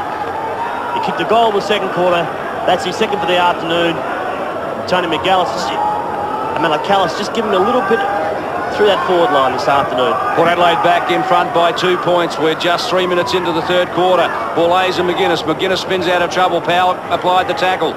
Loose ball falls to Feast. He gets the kick away, but Higgins just steals it off the boot. Did pretty well in the finish. Richter, 2-on-1, bustled off it. Bourlays the kick forward. Goes after it is Treadray. And again, 4 or 5 players jump on top. Geddes right on top. Shaw on the bottom. And umpire Rouston indicates that he'll have a bounce. We can just sense the occasion. Port Adelaide have come out and steeled themselves for a third quarter. Their attack on the ball has been ferocious in the opening minutes of this quarter as Laidlaw gathers the ball, didn't have time to dispatch it, and there'll be another bounce. Couldn't get clear from there. Yes, this will be very important this next 10 minutes. We're only 3 minutes into the third quarter. What can the Double Blues do? You feel as though they've got to drag something out now, because it's now when the real quarter's on, the third quarter, when it really counts. They battled through there. A lot of heavy tackling. Play allowed to go on. Wetherill was it in there? He couldn't get it clear. Robinson also in there. They can't get it out. It's about centre-half forward for the Magpies. You've lost your voice, Gaz. No, I was going to ask him the question, what's the real quarter? What is the real quarter? Just the match-winning quarter you're just talking third about. quarter when they get fair dinkum. The half just played out, and now they can make a break here. You'll see when it happens. There it is, centre-half forward. Well, Sturt, Gary, are absorbing the pressure. They are. They've got to do that. I'd like to see them get some handball out of there, start running the ball. They need a couple of goals down at the southern end. Port have done well. They lead by 2 points. 4 minutes into this third quarter. Knock away. Comes in and McGuinness goes over it. Handballs away to Carter. That's good play. Oh, that's a good snap towards goal. But it's missed. It's offline. It's through for the point. Sturt 7-10. Trail Port Adelaide on 8-7. Just notice in the last 4 or 5 minutes of play there, it is tight. It is very tight down there. No players giving an inch. Hands in tight. Players getting hold of the football. They are getting dumped and tackled very, very quickly. But the pressure is out there. The desperation is also there as well. Chris Threadgold straight down the centre. What a beaut kick that was. Patura almost 75, 80 metres, that kick. Almost to the centre circle, by the way. Patura on his non-preferred kick covers 55 metres out to Feast. Now the big fella looks to play on quickly. Goes back now. Decides to set it up. Kicks into the man on the mark, so he didn't set up terribly well. Jarks did very well. Goes at it. Irvin comes crashing through was Carr. Good commitment over the ball. Now it's Tregenza bringing it back inboard. An opportunity to set it up from defence. Bourlays feeds it off to North East. Wider still out to the far side. It goes to McGuinness, who needs support. He's got runners flanking him. Decides to send it straight down the centre. And it's Carter who resets it. Now pushes it wide inboard. Comes McGuinness. A long one, and it's D. Smith, and he's got it, the big champ. Well, when he's playing well, he just looks spectacular, doesn't he? He looks fit and confident today. The hands in the ball, the ball in the hands. A good build-up there, right from the defence with Tregenza, who just brought the ball down. And again, they just held possession. That's all they did, finally ending up with Darren Smith. 2 goals, 2 to Darren Smith. And he sets it up. The goal umpire, that's Antti Perkovic. Likes it, it's a goal. We should just explain Antti Perkovic, 50th game for him today, goal umpire, amongst the stats, Mark. Don't like that one, do you? Yep. Well done, Andy. Not a bad effort from Smith, though. 1 goal in each quarter, playing very well again for them. In other matches being played around town today, it's West by 17 points over North. Norwood by 41 points. They step away from South. And the Eagles by 8 points, clawing back against the Tigers. We're 6 minutes into the third quarter at Adelaide Oval on ABC Sport. Sturt 7-10, trail Port 9-7 by 9 points. Sack in the centre again for another bounce down. Good crowd here at the Adelaide Oval, very vocal, you'd expect that. The Double Blues taking on the Magpies. The Port side are starting to run now, though, from defence. They're all going forward. There's the ball now into the half-forward line, where Archie's got a chance, can't get it. The kick goes into the full forward area. Big White's up in front. He's grabbed it. They needed a grab there, and now he's got it and will kick from 40 metres out. Now just watch White here. He'll mark the spot. We can just go back to it. He'll mark his spot, then walk back, and he'll put a mark on the ground again. There he goes. He'll just mark the ground. A bit like a fast bowler. Do you reckon that's effective, Mark? Well, it is. I mean, at least he knows where he has to kick from, then he walks back from there. He knows, I mean, a lot of problem with a lot of players, especially forward line players, is that they do get too close to the man on the mark. He puts that mark down. Maybe Phil Carmel or someone down the club has noticed that he is getting too close. They just make a little bit of an effort to make sure he does kick well outside. They need a goal, the Double Blues. He puts it on its way. I think that's a beauty. It's through. That's his second. He kicked 1 in the second. Now 1 in the third. That's a good hit back by Sturt. This is a mighty game of football. Sturt, they lead 8-10. They trail by 3 points. They're 8-10, Porter 9-7, and what a game, 8 minutes into this third quarter. Hasn't had much of the football today. He's only had 4 kicks, 4 handballs and 4 marks. But what it is, he's kicked 2 goals, and that's what he's up there for, the big fella, is to mark the ball like he just did then and kick goals. Good effort so far. 33 games, 43 career goals. He is a goal kicking forward, getting better with everyone. Feast, the big fly, took out Jarks. It was a great leap, a courageous leap. Jarks is getting tired, Dave Mackay, getting very tired. Feast is still going along pretty well. Inside the line, Laidlaw and Robbie West go hard at it. Powell comes in and lends some support, and Treadray just thumps him across the line. There'll be a throw in. What about this for a fly? Judge just not getting up off the ground. The timing of Feast at the moment is just beautiful. He's putting his knee hard into Jarks. And taking the advantage of it too. Feast wins the tap, it falls down. Weatherall sprints away. He's been solid there. He's already kicked a couple of goals. Towards centre half forward he goes. White, the big fly, at least created a contest. It falls for Archie. He's crummed beautifully. Goes for goal and he's kicked it. That's what they needed in the first half, was a crummer, and Archie wasn't doing it that time. He did it beautifully. But White set up the contest and the ball spilled to the back. That's terrific, that is, the way they've set that up there through their mark, because your big blokes, you called it before the game, you've got to have someone contesting and the littler blokes running through. That was copybook football and Archie was on the end of it. Well, they're not mucking around with the football, they're going very direct, they're going towards centre half forward, all the full forward position. They're hitting a target, they're giving you a contest, the players at the front of the pack running through, and that's how you kick goals. Well done, Archie. 9 minutes in, you're on ABC Football. It's a ripper, 9 minutes into the third quarter. Sturt 9-10, lead Port 9-7 by 3 points. Comment there from Mark Nayley, and the rucker you would with Feast jumping into you. That's where it all starts, in the ruck. Mark Nayley's picked it out, and Big Jakes, he does look tired. Feast is giving him hell in there. He'll jump hard. This is where the big men put the pressure on. Over the back, it's a free kick. That was the wrong option. And the big fella for the Port Magpies, Jakes, has got it from the centre of the ground. He'll go into the half-forward line looking for Carter. He's good up in front and grabs it. Goes to play on. Carter now always likes to run forward. Will kick long. It's a scrubby-looking kick, a bit off the side of the boot. In the way Atkinson's marked it at centre half-back. Plays on, there's plenty of players there going. Treadgold's got it. He looks wide, O'Leary's strong, he's grabbed it. Away they go. They've got to get some run onto the left foot. It goes over the half-forward line. Judd's got it. Plays on brilliantly to Lennon. That's the play of the day. Play of the day. It's a goal. Lennon's first. Oh, what a passage of football. The Double Blues on fire at the Adelaide Oval. 10-10, Port 9-7. These blue jumpers are run from everywhere to slap each other's backs and pat each other's head. It was fantastic football. Judge, a great kick coming off the back there by Robertson. Just carried the pack from Judge. Coming through was Lennon. Decided not to go for the short pass. Went direct for the goal square. Cleared the top of Delaney's hands and put up another goal. But the Double Blues, they're not laying down, but neither is the Magpies. What a game this has turned into. A 9-point lead in favour of the Double Blues. Port Adelaide, you can bet your bottom dollar, will rebound and come back. Feast gets it down. Oh, Weatherall got cleaned up as he got that one away. It was Wharton who dispatched it forward. Into space it goes. First man there, Delaney. Judd couldn't get there to create a contest, and Delaney plays on quickly to Carter. This is the brand of football we're used to seeing when we see Port Adelaide and Sturt play. We haven't seen it for a few years, but isn't it great that it's back? Very exciting. Treadray down from full forward on the grandstand wing, lifts the eyes and goes high. Geddes brings the ball to ground, goes after it again. Borlase at the bottom of the pack, coming up with it. Higgins feeds it out to Malacallis. Mellor's over the top of it, claimed, he goes to ground, play on to the umpire. No, it's a free kick. He got taken too high, and Malacallis takes the free kick. I didn't think it was too bad. A little bit high there. It was good call by the umpire.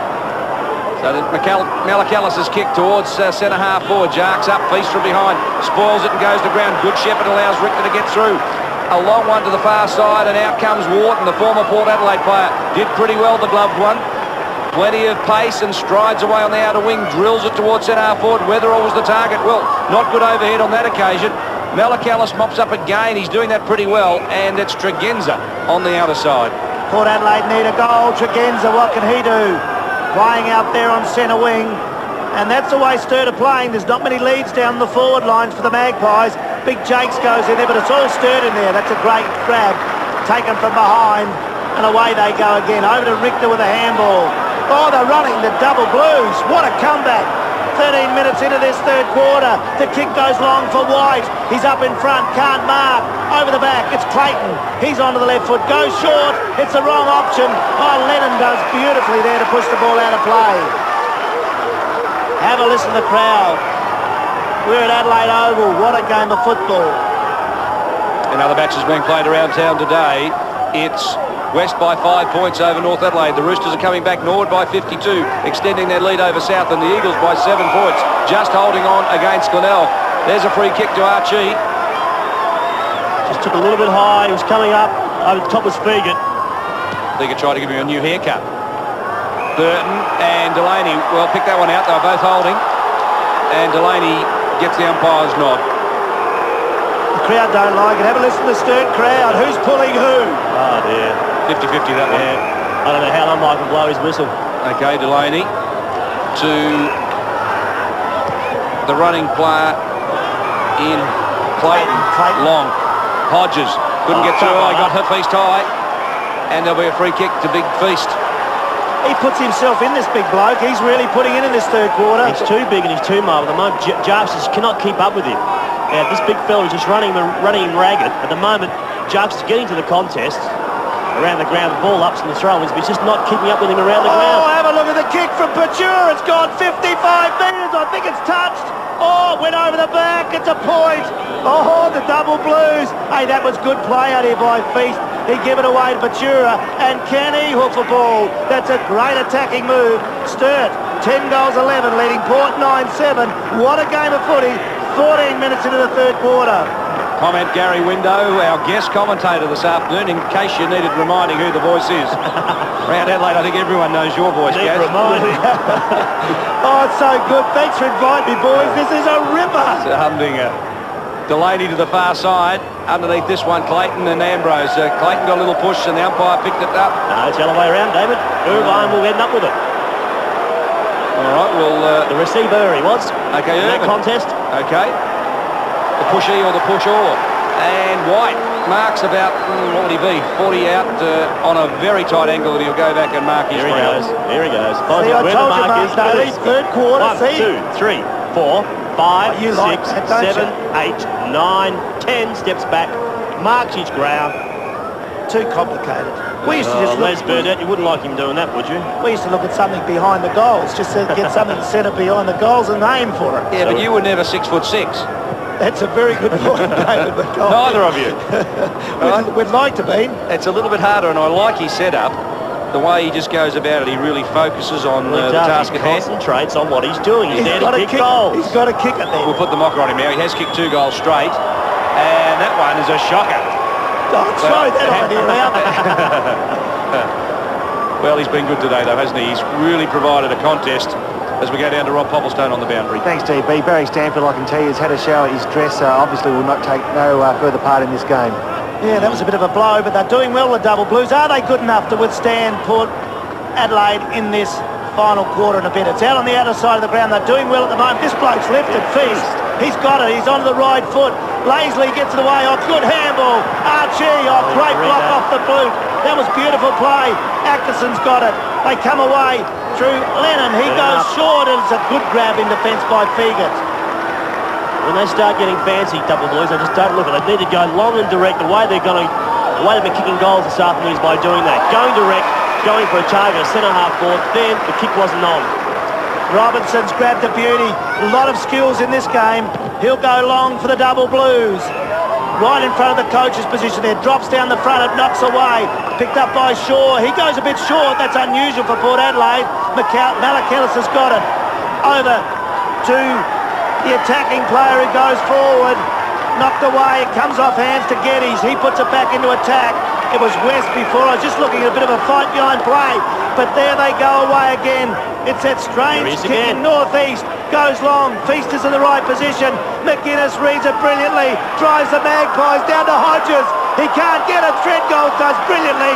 Pachura's got it. They're away again. Treadgold has been terrific today. Pachura's kick is penetrating. It finds Richter on the outer half-back flank. Richter resets it up. Feast comes into the picture. But that lead is ignored. Underneath that one was White and Ambrose. Ambrose 2 hands the ball, but there's a free kick. The umpires picked out one. Said that White held Ambrose, and the Port Adelaide defender will take the free. I might go do pre-season with the umpires this year. Next year, David, remind me, will you? They wouldn't have you. They wouldn't have you. They wouldn't have you, Mark. This is Geddes. He got the handball from Atkinson toward Burton. He's marked it in front of Delaney, and the Sturt crowd love it.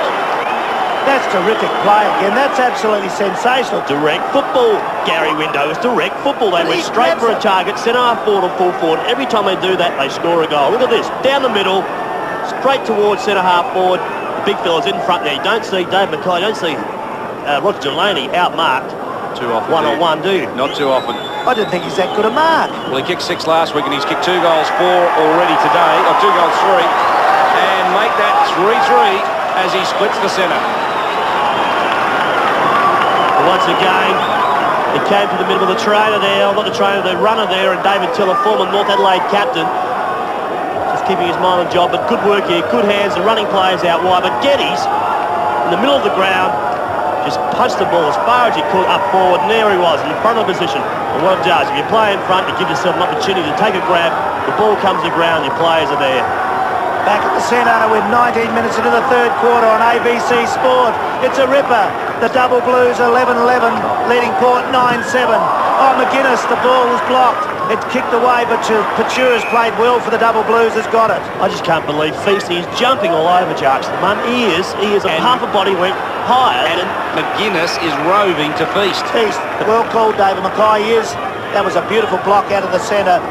Go down to the boundary. Robbie Popplestone, what's happening? Thanks, Gary. A change in the ruck. Nails has, hit the nail on the head to use a pun.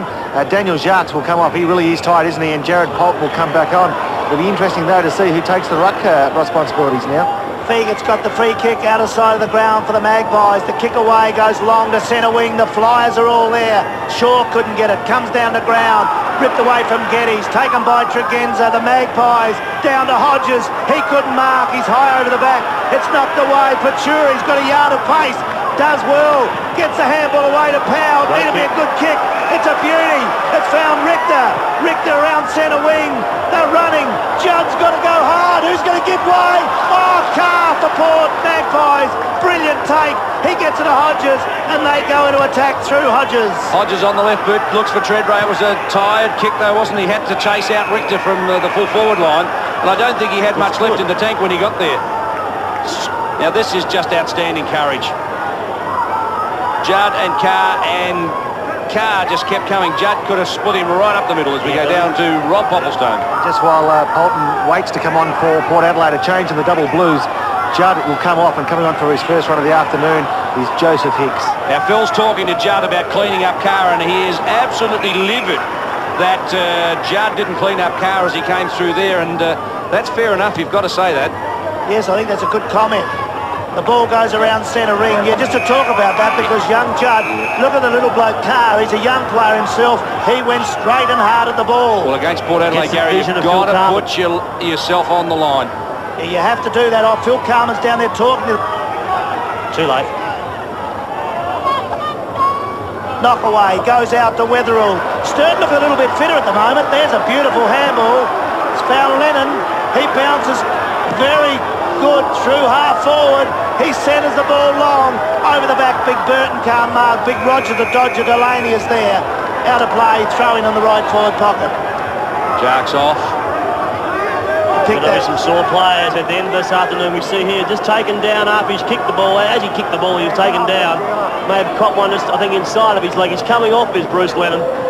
There will be some very sore players after this contest this afternoon. Phil Carman has just said to Ben Judd, now get on and get into it.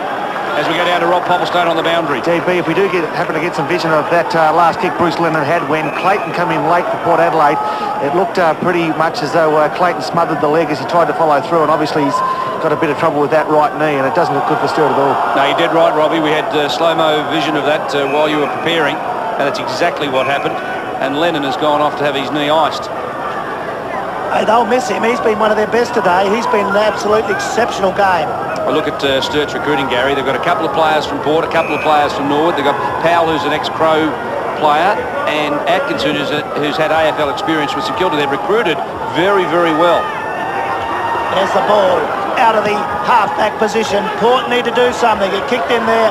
Fatura's lifted his game. North East does well, but it goes to Feast. What a game he's playing in the third. He gets it away. O'Leary, what's he going to do? They've got runners. They're using that handball I spoke about. Atkinson centres it. Who's up there for the grab? Delaney. Good on you, Roger. Good mark. Handball's away to the running ball ace. It hasn't come off. Judd in there gets over the ball beautifully. Irvin. Weatherall's got it. He goes towards goal. Rogers in there. Has he touched it? No, he hasn't. It's a goal. It's there. The double blues. That's his third. What a goal. Sturt, 12 goals 11. Port 9-7. You're on ABC Sport. All stay with us. Absolute ripper. Just tremendous build-up. Look at the bash and crash through here. The hands got out to Weatherall. Weatherall from 45 metres throws it on his left boot. The players thought they had it, but they didn't. Rog couldn't quite get there, and poor old Rog, he's starting to look a bit tired as well. He hasn't done a lot of football lately, has he, Roger?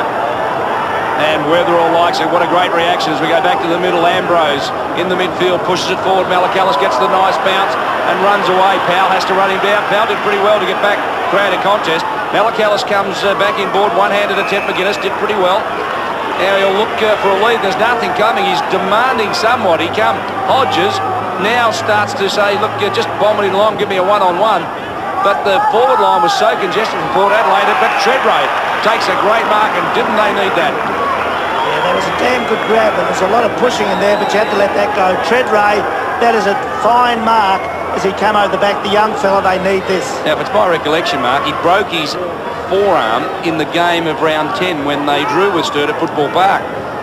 So he's missed a fair bit of football, and today he's got 1 point. So if ever the Magpies needed a goal, it's right now, and if ever one of their young champions could kick one, it's Treadray, and he puts it right through the middle. That's the one they needed. They're coming back.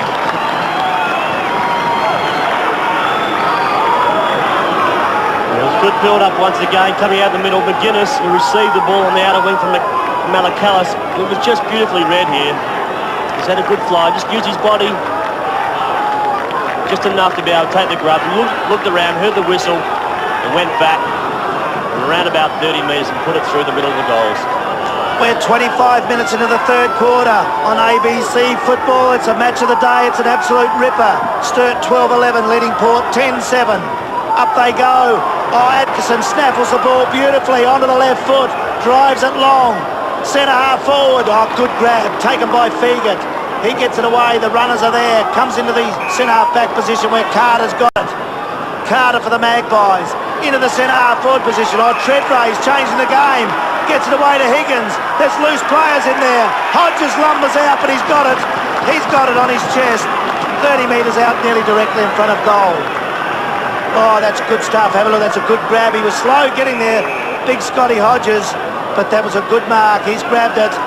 This game's seesawing backwards and forwards, and as happened in the second quarter. In this third quarter, Porter hitting back in the time-on period. We're 26 minutes into the third quarter as Hodges lines up. What a player he's been. Scott Hodges has kicked 2 today. From as many kicks, he lines up, puts it on the way. It's gone. He's missed it, I think. It's gone across the face. Unbelievable. Even the champions can miss. It's offline. Sturt 12-11 lead Port 10-8. If there's anybody you wanted kicking goals for you, it would be Scotty Hodges. He's a big game player. When a goal's needed, and that does surprise me that Scotty Hodges missed one of those. 15 points the margin in favour of the Double Blues. It's Threadgold who's been a terrific defender all day. Pushing it out wide underneath that one. Being upended in the finish was Hicks. That's Joey Hicks who's come on, and Carter just cleans him up. I beg your pardons out there. The brother of Central's Damien Hicks. Terrific football family. Darren Smith underneath it. Wharton just created the contest and brings the ball to ground. Atkinson applies a tackle, calls for the free kick, but is disappointed that it doesn't come. Mark, you'd dare tip Port Adelaide as we go around the grounds in other matches today. West by 11 points over North. It's Norwood by 53 points over South, and the Eagles, Gary, by 8 points over Glenelg. There's the kick, goes into the centre half forward position. Borlase, he got that somehow. He's grabbed it. What a player. He's been for the Magpies. Drives it long, looking for Hodges. Knocked away from that player. Goes into the centre half back position. Robertson, good handball away to Weatherall. He's been a real trier today. He put Sturt down in the Archie direction. Picked up by O'Leary. There goes the siren. There goes the siren to end the third quarter. That was great. Sturt lead by 15 points at three-quarter time. Sturt 12-11, Port 10-8. Oh, what tremendous third quarter. Once again, Port started well. The Double Blues just came back. They were down by around about, I think it was 4 points there at one stage, 3 or 4 points. The Double Blues got back on some great direct football. With Simon Feasters on top. We've just seen that quarter. Simon Feasters just taking it a lone hand. He's getting the ball down to his younger players. But some great football. You are seeing it live at home on ABC Sport.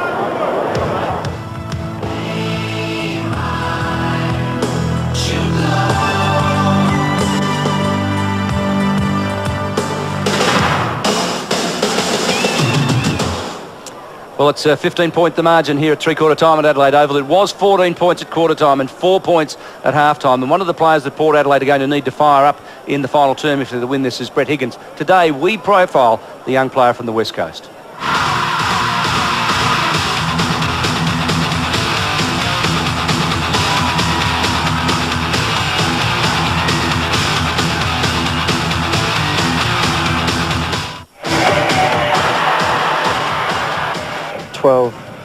Aspirations outside of football would be just to lead a healthy lifestyle, I think.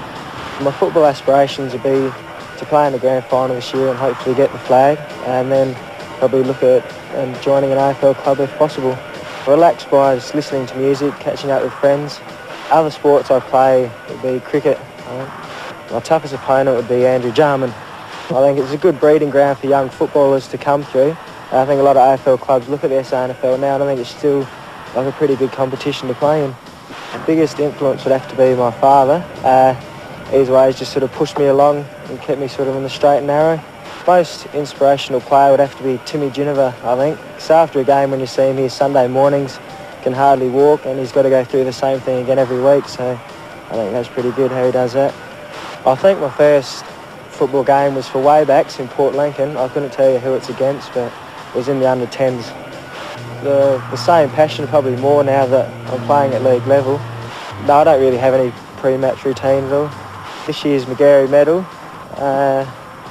I'm not sure. Probably Andrew Jarman would be up there. Yes, Andrew Jarman certainly has to be up there, Brett. Not a bad McGarry medal tip, and he's an exciting player of the future. Well, at one stage, Port Adelaide were 9 points ahead of Sturt. Sturt kicked 5 goals that term, and Port Adelaide kicked 3. There were some great goals kicked for the quarter. Now, Gary, you like some of these too. Absolute rippers, I tell you what, been a great game of football. There's Malakella snapping, it was a good one. You need to kick those from a rover, that was a perfect goal. It was a good sit up there by McGuinness. Just put it out in front, gave Smith every opportunity to mark the ball. And Smith didn't let his side down. He's had a very good afternoon as Darren Smith. Have a look at this one. White, he's the big forward down there, goes back a long way out. That's a beautiful goal. You need them, and that's what got Sturt on their way. Young Weatherall coming through the middle of the game. White's in the contest, was just there. Put enough pressure on the ball, came Archie with the pace and the leg speed to get through it and brings up another valuable goal. Very balanced side, aren't they, Sturt? There's a kick from O'Leary again, and that's a good grab by Judd. He gets it away to Lennon. That's probably the play of the day. That's an absolutely sensational goal by the Double Blues. Again, some quick hands over there from Atkinson across to Geddes. Geddes very direct. Burton out in front, as we've said, not too often. And Delaney just showed his frustration. He doesn't get beaten one-on-one on too many occasions. That's Weatherall. He's played well today for the Double Blues. Drives it long. The little fella, I thought Roger had got back there. He didn't. They're never right off Port Adelaide. Look at this. Treadray back from a broken arm. He's back in it. He's back at Musson. Hasn't had a great afternoon out on the park. We just look at his stats. He's only had 5 kicks and 5 handballs and 5 marks, but he's kicked 1 goal. Whenever you're ready, Mark. 15 points is the margin at three-quarter time as we go down to Rob Popplestone for the coach's report with Stephen Williams. Thanks for that, DB. Firstly, as you said, Steve Williams behind me, very loud and aggressive in his address to the players. He felt as though that, on the whole, that the Port Adelaide players didn't put their body on the line. One of the things that, of course, we've become accustomed to Port Adelaide doing. He made special mention, though, as did Coach Phil Carman, about the Tom Carr and also Judd incident on here, centre wing, when Judd was taken off and not running hard and straight at the ball. Paid praise to Tom Carr for putting his body on the line on that occasion. He also suggested that Smith, Hodges and Treadray need to present themselves better to the midfield, whereas behind me, Sturt, they said this is an opportunity for us to be respected in the SANFL. This is an opportunity for us to be taken seriously, and obviously an opportunity to make sure that every side in the league now sees Sturt as a up-and-coming force, and I'm sure that that's the case, DB, because their effort to date has been very, very good. Thanks, Rob. Great report. And one of the things going to make their job more difficult, Sturt, is the injury of Bruce Lennon, who went off late in the third quarter after being collected by Mark Clayton. And you just see here, that's where he gets taken out, Mark. Well, Brucey Lennon has had his right knee strapped. You'll see when he comes in. There he's limping up. He's back on the field. For all those Double Blues fans at home, Bruce Lennon is back on the ground. And there's the three-quarter time score. It was 14 points at quarter time, 4 points at half-time. At three-quarter time, it's 15 points. Weatherall has 3, Burton has 3, and Darren Smith has 3 for Port Adelaide. And statistically, Gary, still not a great deal of difference. No, it's pretty good there. Port Adelaide see having more kicks. Sturt have used the ball beautifully. The mark's pretty similar. Handballs more for Sturt. I think that's where Sturt have got on top with those handballs. The free's pretty even. Hit-outs with Port. That's surprising to me, that stat. Well, can Port Adelaide be beaten by Sturt since the first time since round 19, 1988? Let's see. Stay with us for the final term. Your commentators, Mark Daly and Gary Window. Start of the last quarter on ABC Sport. It's a ripper. Feast up there. Throws himself into that contest. Port have got to get goals. It comes away to Tregenza. He kicks into the half-forward line. Good tap away. Comes to West. Right foot. Bounces into the full forward area. Where's Hodges? Can't get it. Treadgold does well. Superior pace. Onto the left foot. He kicks towards the line. It dribbles out of play for a throw-in, right half-forward flank for the Magpies. What a contest has that been. Scotty Hodges up against Chris Treadgold this afternoon. Treadgold maybe just being a little bit in front, but Scotty Hodges, just beware. There's still another 25, 30 minutes of football to go, and he can win the game off his own boot. Feast down to Powell. Can Powell get it out there? Yeah, I think talking about Tommy's car attack, that's of the ball there, that's one of the best movements I've seen in footy for a long way, especially from a young player. They should put that into any coaching manual they've got down at Port Adelaide. Bounce down. Big pack of players there. Feast over the top again, but Darren Smith's got it. He kicks towards goals. It's a scrubby kick. It's off the side of the boot. It bounces inside the line. Throw in right forward pocket for the Magpies. What a game of footy it's been. Sturt lead 12-11. and Porter on 10-8. From the throw-in, Ambrose opposed to Feast. So Ambrose is the man who's going to be doing the ruck work, Mark. We asked that question, didn't we, in the third quarter, and that's the man they've chosen. Now he's played full forward, he's played full back, and now he's a ruckman, a real utility. Yeah, he's a big fella. We just look at him, the big number 18. He's 195 centimetres, so he's one of the biggest players out there. Jarks is 199, so he's only 4 centimetres shorter. So he's got the height. No, he is an athlete as well. He's very, very fit, very, very strong. So he should be able to run with Feast at the moment, who's in great touch. Yes, if you see him work out in the Port Adelaide gym, he really pumps the weights, and he's a very strong young great fella. work, great tackling. O'Leary, as Mark Naylor gets captivated by the tackle by O'Leary. Atkinson streams away and drives it long. Burton got a nudge. Play on, said the umpire. Roger almost marked it. Polton claimed, goes to ground. Judd got him. That was an important tackle, wasn't it?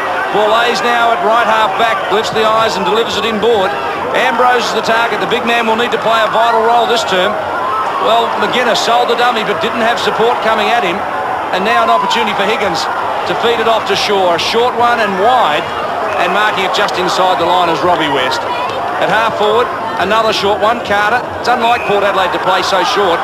Carter now just inside 50. He can goal from here if he goes long, and that's exactly what he does. Lines them up and blasts away. And a goal there would have been very handy. That's a point. Not too often you see goals kicked from this side, in this pocket, or this half-forward flank. Very, very difficult. Similar to football park, you don't see too many goals kicked from that angle. There's still a lot of football in this game, but this bloke's making it his own. Feast gets it away to his rover and Weatherall. He goes into the half-forward line. Archie makes a yard, gets there first. They're really burning, the double blues. Can they hang on? There's a lot of footy in this game yet. He goes with a pinpoint pass. It misses. Taken by Clayton from defence. Carr it was. He drives into attack for the Magpies. Plenty of Sturt players down there defensively towards the line. That was Richter out of play. Good crowd here, 6,300 people in round figures. Not a bad attendance, and I think that's what they counted coming in. They opened up the gates, Mark, after half-time, and I'm sure the crowd swelled by another 1,000 or more, Gary, since then. I'm sure of that, David. That certainly has been a top game of footy played at Adelaide Oval. It's beautiful as Malak Ellis has got it. He goes, they look tired, the Magpies. He handballs away. Taken by Higgins, goes short. It's Carter. He should play forward all the time. This bloke, he loves getting down there. He's grabbed it 40 metres from goal. I think he's a better defender, Gary, to tell you the truth. A bit loose, I think. He likes to run forward all the time, but he's certainly a very skillful player. Oh, I think from time to time, he gets a little undisciplined and gives away free kicks. That's why they've played him on the forward line, but I think he just rebounds and runs from half back, and it suits him a bit better. He's only kicked 19 goals. He's usually a beautiful kick. Stay with that one. The Magpies are hitting back. There's plenty in this game yet. The Port Adelaide Magpies go along to 11 goals, 9. They're trailing Sturt on 12 goals, 11. 4 minutes into the final quarter. We'll just see here the big movement. Good tap down by Ambrose. Just given a little bit so far early in this last quarter. But the player, Brucey Lennon, was supposed to be picking up, who's just come off the ground, has been replaced. He's come on, that knee must be bad. It was Carter, who just got away from Lennon. As we go down to Rob Popplestone on the boundary. Thanks, DB. As Mel's just called Bruce Lennon coming off, he had that right knee heavily strapped and obviously not too good. Stephen Carter running him around and exposing him, so Joseph Hicks will come back on for the double blues. Thanks, Rob, for that. Robbie West over the top. Darren Smith feeds it on to West. It was a beautifully weighted handball. Now he can go for goal. That's where away he heads. They're 8 points down. Make that 2. Port Adelaide are on the charge. You can never write them off. It doesn't matter where they are. They'll just keep coming at you, and they're proving it again today. How many times we've seen this happen? The Port tradition, they just lift that extra gear, they just work a bit harder. The double blues just dropping their heads a little bit. They need a goal, they need the next goal. It's going to come from out of the middle. Simon Feast needs to jump hard because Ambrose at the moment is giving the contest. Win, lose or draw, Gary, this is going to be one of the games of the year.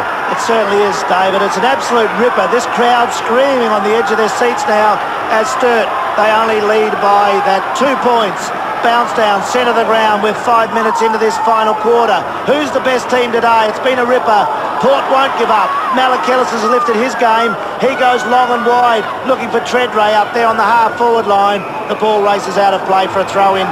50 metres away for the Magpie goal. Now, Gary, you wouldn't have seen it, but Sturt gutsed it out in similar fashion against Central District here just, 3 weeks ago, Mark, and they were quite magnificent. Now they get to test their mettle again. They're well on top, they were at that stage, David. At the moment, they've got a big challenge here by the Magpies. whether they can respond. In the last 3 quarters, they have started slowly, but then come home very, very strong. We've seen exactly the same this last quarter. Oh, there's a mistake that allowed Port Adelaide to go and attack down the Hodges direction. The ball goes out of play. There'll be a throw-in in that right forward pocket, right down to the Don Bradman stand end there. The River Torrens end of Adelaide Oval. The Magpies have got a chance to go in front. As the ball comes back into play, Ambrose from behind, Feast from the front, took it out of the ruck, gang tackled, Hodges snaps, around the corner, I think he's kicked it, no, it's hit the post again. So Scotty Hodges hits the post, and he's kicked 2 goals too this afternoon. Big Feast did the right thing, took the ball out of the air, but just had no support there. Should have given away the first option. Scotty Hodges was there to clean up. What a kick around the body, but hit the post. Bad luck. Threadgold brings the ball into attack, puts it down to the centre of the ground. Who can grab this important ball? It's the Sturt side. Got to be set up, has to be set up. He does it now. Oh, it's a good kick. It's come off. It dropped short. It was a mongrel. Anyone that hits you on the chest, it's a good kick.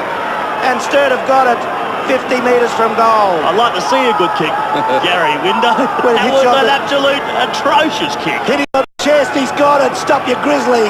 It's good when you hit on the end of it. Judd, what can he do? The coach has given him a burst. He's long. It's long. It's a goal. Sturt have got the one they needed. What a game of football on ABC Football. Sturt 13-11. Lead Port 12-10. 7 minutes into the final quarter. It came from the half-back line where Carter just slipped over, gave an opportunity there. That player just couldn't quite find it. Found Judd, would you believe, he's playing in front. That advantage of playing in front again. Judd from about 50 metres has just planted through the middle of the goals. Just got to clear the hands of Roger Delaney and Fegan once again. Another goal, very important. At the bounce, 7 points the margin. Ambrose flies over the top, short, almost gets away with it. Atkinson and Judd fight hard for it, and they're forced to bounce again.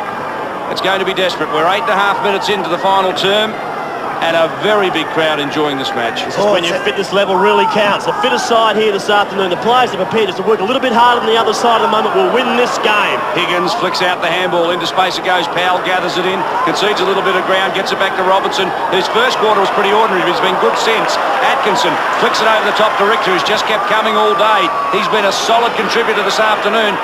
At the front, it was punched away by Wharton. Loose ball falls, Hicks over the top of it, drags the ball in underneath him. Now that's holding the ball in my book, but not paid. What do you reckon, Gaz? Yeah, it was very close there, but I'd rather they let it go at this stage, David. It's going to be that tight as we're 8 minutes into the final quarter. Whenever you drag that ball in under, that's what the rule's designed for. You're dead right, and you've called it correctly, but the umpires, they sort of muck it up all the time. As it comes wide, Northeast dives hard at the ball. Oh, Archie, that's good stuff. He tried to get it out of there. It'll get desperate now. What a game of football. Let's take the updates from around the grounds. What a day for footy in the SANFL as North lead by 9 points. That's a good game. Norwood easily by 46 points, and the Eagles are up by 10 points. But you're at Adelaide Oval, match of the day, 9 minutes into the final quarter, and it's the Double Blues, 13-11, leading Port 12-10 by 7 points. It's your second and third efforts now are really going to count. Any player that gets in there in the contest, your second and third. If there's a loose ball, a 50-50 contest, that's when you are required to stand up and be counted. What a football weekend this is. A traditional game, Port and Sturt, and tomorrow it's showdown 2, the Crows and Port Power. If you're a footy fan, it's a great weekend. I think if you're a wife, you might be a little unhappy. And Shaw dives in over the top of it. I suppose, Gary, your wife and my wife won't see us all weekend. Oh, I think my wife's used to it after all this time, but I tell you what, to see a game like this, Port won't give in. Now, Sturt have got to be very careful now. Port will just run on courage now. Sturt have still got to kick goals to win this game. Well, 7-point margin, so there's nothing in it. Either side can still win it. Who can tough it out? Judd gets it away in turn. Irvin flicks it on to Richter. On the left boot he goes, but look, oh, Archie, good contest. Fegan got back there underneath it. Shaw works hard for it, tries to feed it out, and Fegan kicks it off the ground, just clears the area. Set it up. Hicks, short. Well, McGuinness will be first man there. Loose ball, needs support, gets it from Shaw. One step and blasts it long, but Feast has created the wall. There's 3-4 Sturt players out there to 1 Port Adelaide player. Right, 5. And Feast. A long searching handball. Atkinson, who's one of the best on the ground today. A high ball, Burton underneath this one. There's a push. And Delaney will take the 3. Come on. That is You're ridiculous. joking. Delaney's trying to hold the player back. He was shepherding the contest, and the umpire has called a ridiculous free kick. Delaney over to Shaw. Port Adelaide Magpies need a goal. Darren Smith's one that could do it for them. He handballs away to the running West, who has played all right from today. He kicks it a half forward. Tread raise, tackled. Gets it away to Ambrose. What can the big fella do? Scrubby left foot kick, but there's a player in there. He's grabbed it. It's ball ace.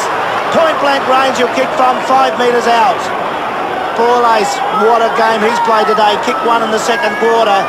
Number 16 for the Port Magpies. He's a terrific footballer. Came from the West Coast. He's missed, has he? No, I think he's just scraped it in. We're right behind it here in the ABC spot. Grandstand side. That's a goal. Sturt, 13-11, leading the Port Adelaide side 13-10 by, what's that, 2 points. Get that right for me, David. I'm getting excited. It's a point, Gary, 1 point. 1 point ball game. Sturt are in front. We're 12 minutes into the final quarter. Let's have a quick look at the stats and... Really, you see it there. Port Adelaide on top with the kicking department, but the double blues in the handballing department. So it's a 1 point ball game. Well, this is the test that Phil Carman wanted. And you just suspect that I don't think Stephen Williams would be all that unhappy about a real hard workout against the side he might meet in the finals either. He gets to have a chance to have a real look at him under pressure. Well done, West. Gets it back to Tregenza. Flicks it over the top, McGuinness. Has a couple of steps and delivers it, centres it up. Batura sits underneath it. Well, I don't know what happened there. He was called out of it, maybe. Hodges handballs it forward and decked as he went forward. This is Laidlaw rebounding for the double blues, and the Port Adelaide fans are not happy with that one. Now Hicks, run down by Carter, and the umpire said it's a push. Oh no, this is going to be a reaction from the Magpies supporters out there. They've just seen their star fall forward and Scotty Hodges receive a bit of treatment in the outer wing. It happens to a double blues fan, and he gets the free kick. He's got a push in the back. He's played it on the outer side of the ground. Sturter out there. Atkinson's played a ripper today. Tries to get the handball away. Does it well. The runner out there is O'Leary. I've been impressed with his game. He drives it long. The Flyers are there. Burton can't mark. Comes down to Archie. Over to Wharton. Into the open goal. Oh, he's missed it. He's hit the post. Oh, no. What a shocker. Oh, saw your leg off. That's a shocking mistake. Sturt into the open goal. Ward. Oh, I can't believe that. I can't believe that. Oh, trying to kick it too hard. Look at this. Oh, no. Well, words fail me. They do. There's nothing to describe that. And I think Wharton would just wish the ground would swallow him up. And this game is at an extremely tense stage. Oh, no, look, I've got to say more about that as the ball goes out of play. How can he miss that? What did he do wrong? That's absolutely ridiculous in this. If they lose it because of that, well, what would the coach say to the man that's done that? You couldn't say anything to him. You could not console him if they lose by a kick. Judd, Hicks, Short, Irvin, the former Norwood player. Set it up. Who's played a terrific first half but has been quiet since half-time. Now, he had very little support. Weatherall there. Delaney, Carr, Weatherall fights hard for it. Almost came out with the ball. Carr did beautifully. Flew over the top and just grabbed the ball. And I think he might have saved a certain score. He certainly did. Young Carr's been exceptional today. 2 young guns there, Weatherall and Carr. I'll tell you what, just write Tommy Carr down in your book. He's been absolutely beautiful today for the Magpies. No doubt about that. Almost 15 minutes into the final term. Anyone's game. It's a 2-point ball game. Archie off the ground, tries to get through. Yes! Oh, it's a goal. He suckered that through. Archie gets it through and gets his second. 1 in the third, 1 in the fourth. And that one, sometimes you just need a little bit of luck to win a game of football. And he just got boot the ball, but it got through about 3 or 4 players. Now, did it hit a Port player? That's the question, Gary. Oh, did it come through a lot of legs there? There's the kick. You can see on our ABC replay. I don't know. Do you reckon it did? Our ABC cameraman was right on it and looked as though it touched the boot. Oh, what a bit of luck to go the way of the double blues. Well, Shaw didn't put up a protest, and that's what made me think that it did get through. 15 minutes into the final quarter, you're on ABC Sport, the big match of the day. Sturt 14-12, lead Port 13-10. It comes out of the centre, they battle for it. I think Sturt have done enough, but still a fair way to go. As now, it's taken away by the big fella in Ambrose. Long kick, outer side of the ground. Oh, well done, He's Powell. done well. Kept his balance, took the body. Good support as well. Comment from Mark Nailey as Powell does well. They're running the double blues. Long kick, goes into the centre forward position. Weatherall tackles it, the bodies are in. Lily got out of it. Archie did well, but it's taken by Carr. He kicks long to the outer side of the ground. They're up there high. Richter's played well also. He's there with Shaw. The ball's out of play. Centre wing. What a game of footy. 16 minutes into the last quarter. Big Sturt crowd. Players like Archie, they just can win a game off their own boot. A bit of magic about Archie. He can get in there, he can grab the ball, he can kick around balls, he can soccer them off for goals. He's got a little bit of class about him. Just needs to put it together for 4 quarters. And if you're excited at home watching this, imagine being in a commentary box with Gary Window and Mark Nayley. Richter. It's a beauty, though, isn't it? It's an absolute beauty. Port won't give in. Look at this, Tregenza. He goes forward, into space he goes, and Geddes knocks it off at half-back, flicks it out wide. Now, Port just keep coming, but the Double Blues are controlling the ball, and Port Adelaide are not able to get it. Robinson, short, Feast, who's best on ground in my book, Gary. What do you reckon? That's a good comment. I'd really go with it. I'll have a look at me ticks after, but he's high up there. Atkinson second in my book, and gee, it's probably 8 or 9 players who could be third best. And this is Judd, who was ripped from the field in the third quarter, but came back to kick a vital goal for the Double Blues, one that Phil Carman would have been happy with. And Weatherall just intercepts Carter, and the ball trickles across the line. There's not so many words that best describe this game. It's absolutely sensational. It's local footy at its best. The crowd here have been vocal. People on the outer hill, under the grandstand, having a cold West End beer out there. They're enjoying it just as much as what we are sitting up in the commentary box. Sturt lead by 8 points. We're 17 minutes into the final quarter. I reckon Weatherall, Gary, for my third best. That's a very good choice. I'm wrapped in his game today. He's put in, he's got pace, he's worked well with Feast. It's been an amazing performance. Outer side of the ground. What can the Double Blues do? Is it going to be their year? Well, it'll certainly be part of it. They've been bottom for 8 years. This year under Carman, they're going to play in the finals. As the kick by Powell, it goes into attack. Over the top, the big players fly. They couldn't get it. That was Burton there. It comes away. They clear from there. It's out to Tregenza. He's grabbed it. He's had a serviceable game today on centre wing for the Magpies. Kicks long. Half forward. They fly high. Treadray. Oh, Richter's an absolute terrific halfback. He gets it away to Patura. Patura's played well. The Double Blues going to attack. Set half forward. Oh, the back. What a grab. Oh, what a mark. Taken by Wharton. Playing on emotion now, aren't they? Wharton's too far out to score. Look at that on our replay. Sorry, Mark, just stop me. Put something in me gob. I won't stop you, Gary Window. Wharton goes long. It's towards goal. It's off hands, front of the pack. Weatherall, he's a star. He goes onto the right foot. It goes straight up in the air. In fact, it's near the line. And the umpire says it's out of play. Oh, David Mackay, take over. We're 18 minutes into the final quarter. What a mark by Wharton. Up well over the back of the pack. Just took down a sensational grab and punched it in their forward line. It has been in the Double Blues forward line for the last 5.5 minutes. Timmy Jennifer on the boundary there in obvious pain. Not able to take his place on the field. This would be killing him as Fegert goes wide to the far side. Clayton couldn't get to the ball before it went across the line. Well, what a game this has been, and a big, big crowd. And look at the Double Blue colours lurking out there. They really have opened the doors and come out, haven't they? They're starting to win a few games, the Double Blues. They're around the mark. Phil Carman has got them punching on all 4 cylinders at the moment. We're 30 seconds away from time on, and they lead by 8 points. The first time they'll win 3 games in a row since 1988, and the first time they'll beat Port Adelaide in 22 matches since 1988. So they're really breaking some ground here today. They haven't won yet. Was that a mark? Was that a mark? Look at this. No, it wasn't. Just fell short, but what desperation showing. They centre half back. Port Adelaide have had a real workout today. They've won 11 and lost 3. Sturt have won 7, lost 7. And you suspect that this has been a watershed game for Phil Carman and the Sturt side. And this is the one that Phil wanted. This is the one that will be the sweetest. Try and calm them down out there. You'd have to do that. He's sending the runner out to calm down. They've got to play the footy they've been playing all day. They've got to use the ball now, but Ambrose does well. He kicks out for the Magpies. He never stops trying. Coming away, this bloke's high in the best players too. Richter, he goes long to centre wing. It's all Sturt in there, and that's a good grab by Irvin. He'll drive the Double Blues into attack. They lead by 8 points. We're 20 minutes into the final quarter on ABC Sport. It's knocked away. Front of the pack. Taken by Malakellis. He's been in and out of the game. Taken by West. Good to see him playing again for the Magpies. Comes to Irvin. He goes onto the left foot. Oh, yes. There's Sturt players there. The big fella over the back. But, Carr, you little beauty. Tommy Carr's been paid the mark. Still pay the kid. He's been a ripper today for the Magpies. He's been sensational, this lad today, Tom Carr. I haven't seen him play that much. Now I can see what they're all raving about.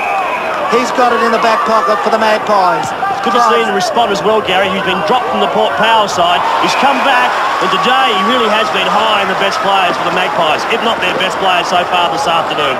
Robinson's got it, centre wing, the double blues holding. He drives long to the half-forward flank. There he is again. Carr, you little beauty. He's grabbed it in defence. He's got players loose on the other side of the ground. Centres it. Over it goes. Left to Feegit. The Magpies will go into attack. They've got loose players. Go to him, Feast. Feegit's got it. Onto the left foot. That's a good kick. Going into attack. It bounces awkwardly for Hodges. He couldn't get it. Threadgold does well. That's good defence. Gets it away to Powell. Over to Patura. And the Blues go into attack. Richter, the defence has been terrific today for the double Blues. Now Port Adelaide have got time. We're almost 22 minutes in.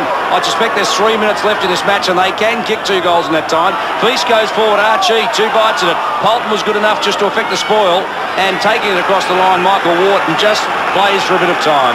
The big fella and Feast still running on that outer wing. Kept going. He's rucked tirelessly all day by himself. Hasn't had a change. Hasn't had a rest. Has been sensational. He's had 10 kicks, 11 handles. That's 21 possessions, 20 hit-outs, 5 marks. Gee, he really has played a sensational game. It really is. I'm not to say it too early, but he has been the best player on the field. Don't think there's any doubt about that. Archie just handballs it forward. Malakalis wraps him up. Higgins strips the ball from him. Gets away a handball of sorts. White rubbers it through Feegit's legs, and Feegit picks up the loose crumb and is tackled and goes to ground. Well, you can just sense the pent-up emotion of some of these double blue fans. You can see pictures of them there, and tonight they'll be very happy. And you just, well, you've got to be excited for them, Gary, don't you? Oh, you certainly do. Look, everyone's warned me how good they've been playing. Today has been an absolute beauty. As we're in the 22-minute mark of the final quarter, the double blues are tying it up down there as Judd runs the ball out of play. Have a look at the Magpie supporters. They don't get this very often. They're bleeding today. There's still a couple of minutes to go. Can they get up? It's only 8 points in it. Sturt lead. 23-minute mark. 23 minutes and 12 seconds. What can the Magpies do? Judd's got it. He centres the ball. Roger Delaney. Can he get him out of trouble? Herbert's taken it off him. Into the open goal. It's a goal for the double blues. What a performance from Sturt side. Oh, they'll go berserk there. A brilliant goal. And Mark Nayley, that's sensational. Sturt 15-12, lead Port 13-10, 23 and a half minutes into the final quarter. You see number 7 there on screen, Roger Delaney. You just watch him walking back to the goal square. He is depressed. He is despondent. He realises maybe he should have done a little bit more. Maybe not. But the double blues again had the numbers around the ball. Nathan Irvine just came in, took it, kicked a great goal, but look at poor Rog. No doubt Nathan Irvine has kicked the sealer, and Roger Delaney is disconsolate. I think the Magpies know now that there's no time. They're 24 minutes in. They couldn't possibly get back, or could they? They have always been able to steal an improbable win, Port Adelaide. Just remember back last year's preliminary final when they walloped Norwood after coming from nowhere. Judd with the kick towards half forward. Feegit manhandled the ball beautifully. Feeds it off to West, who goes long with the kick through to the outer side, the grandstand side. Treadray, good grab, needs to play on, is well held by Hicks and just slowed him down a little bit. Treadray sets course and goes long. Hodges, man-on-man with Threadgold, pushes, shoves, support comes from Robinson. At the back door, it's Powell who just chips it wide to Richter, who has been a sweeper of exemplary ability today. He's just running around. Matty Powell has been a fantastic second half. He really has. Every time the ball has come to ground level, he hasn't jumped, he hasn't gone for big spoil. He's just sat there and cleaned up numerous times this afternoon. Johnny Richter shows the benefit of 213 games, just slows it down, sends a message to his teammates, and the boundary line is O'Leary. Goes on the left boot, forces it wide. Carr, who has really shown some form today, pushes it towards the line and it's out of play. And Gary, I dare say, if you haven't been a Sturt fan or you didn't think they were quite up to the mark, now they've arrived. Well, all my mates have been telling me they've arrived. I tell you what, this is I'm glad I'm here today, and I'll be watching the tape too. I'll be buying the ABC tape of this one. Sturt have got something there. They've put in hard today.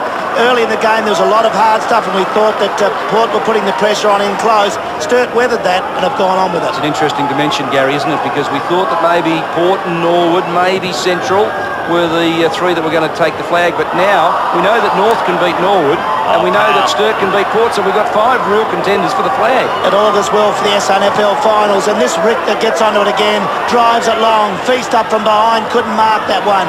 Tregenza's had a good run today, he can't get the ball, Clayton's got it, goes with a scrubby looking kick high in the air, Richter's under it, and he'll grab it on half-back flank.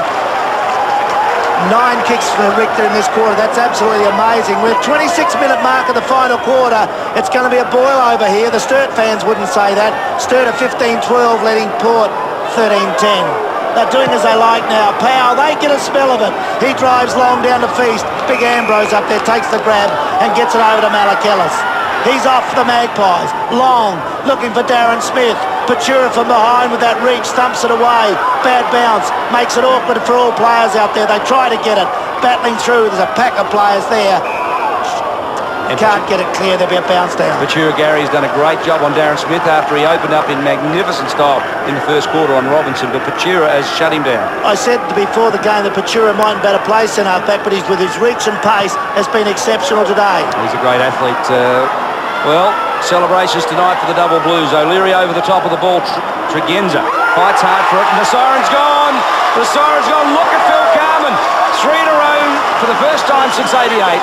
The first time since 1988 they've beaten Port Adelaide. That's 22 matches prior to today. They've been in good form. They got walloped 4 weeks ago by Norwood. Then they came out and beat Central here, South Adelaide here, and finally Port Adelaide here as we go down to Rob Popplestone. Thanks for that, DP. With me again, Phil Carman. It seems that every time we cover a game, Phil, you produce the goods, and today's no exception. No, it was sensational. Look, we had to win today to hopefully continue to make the 5, and bloody magnificent performance. We haven't beaten them for 9 years, and I thought it was terrific. So we lost Stanfield early, which I thought may be a little bit difficult, and also Bruce Lennon, but we're showing something. Like a fortnight ago, Phil, the pressure was on, but the guys stood up under that pressure, and really they've lifted to a new plateau now. I think so now. We were concerned for a few weeks ago, but we thought we'd sort of hit a bit of a trough, but they're playing well, they're playing consistent footy, and to beat 2 of the top 3 sides in the last 3 weeks is a big bonus to us. The first time for a number of years that you've won 3 in a row as well. That's right. I think it all goes back to 1988. First time, it was the last time we beat Port. Last time we won sort of more than 2 in a row. So, is there anything that you could see that's changed? Because it's really happened over the last 6 weeks. Yeah, they seem to have lifted and found a new leg, and maybe just started to believe in themselves. I think so. We'd been winning games, but we hadn't sort of really done anything. And I believe that just beating Central Districts gave us a lot of confidence and to really finish off a side like South last week. And they're feeling pretty good within themselves. And to do this today, well, we don't know. The crowd certainly enjoyed it. I could see you enjoyed it as soon as the siren went. Yeah, well, you do. We haven't had many of these, and it's very, very pleasing. I can tell you that. And looking forward now to the finals in a little over a month's time. What happened with West and North? The last time I got an update was that West Adelaide were actually down after leading early. So, yeah, if the finals, it's terrific, yeah. Good on you, Phil. Thanks for your time and all the best in the next few weeks. There you have it, DB. Very happy, and why shouldn't he be? Coach of Sturt, Phil Carman. Good on you, Rob. Great interview with Phil Carman, the winning coach of Sturt, and he'd be very happy. Facing North Adelaide next week, he can win 4 in a row, Gary, if he takes that off. That was sensational by Sturt today. Good to see Carman getting the results. That Sturt side, they're really good. They'll be there in the finals. Terrific effort. So the final score here at Adelaide Oval, Sturt have run out convincing victors in the finish, 15-12, 102, and Port Adelaide 13-10, 88. Goal scorers for Sturt, Weatherall 3, Burton 3, and Darren Smith got 3 for Port Adelaide. Statistically, Gary, Sturt were better. The way they used the ball, their handballs were beautiful today. Sturt 181 kicks. See that, Port, the more kicks today. Sturt's handballs are 67. See the stats for Port, more of the ball, unusual for the Magpies, but Sturt, the use of them and the way they kicked those goals in the end was beautiful. In other matches around town today, North Adelaide took on West Adelaide, and we'll come to you shortly with that, Gary, because that's going to be an important one for Sturt. Well, it certainly will. Look, who's going to win that now, Sturt and North? Because today I've seen a different Sturt. They've come out of the doldrums to play like that against the dreaded enemy, the Magpies, and win after they had the pressure on. Oh, wouldn't you love to be out there? It's great to hear you say that, because now we've got the traditional enemy back at each other's throats again. That's what you need in SA footy. It's been great this year, and Sturt have got a lot to do with the resurgence and the great crowd at Adelaide Oval, over 6,000 people. What about those people 2 years ago that would have let Sturt fold? We wouldn't have seen today. It would never have happened. No, you shouldn't do that, and it's proved it now. They deserve all the credit. I can't wait for the final series with Sturt back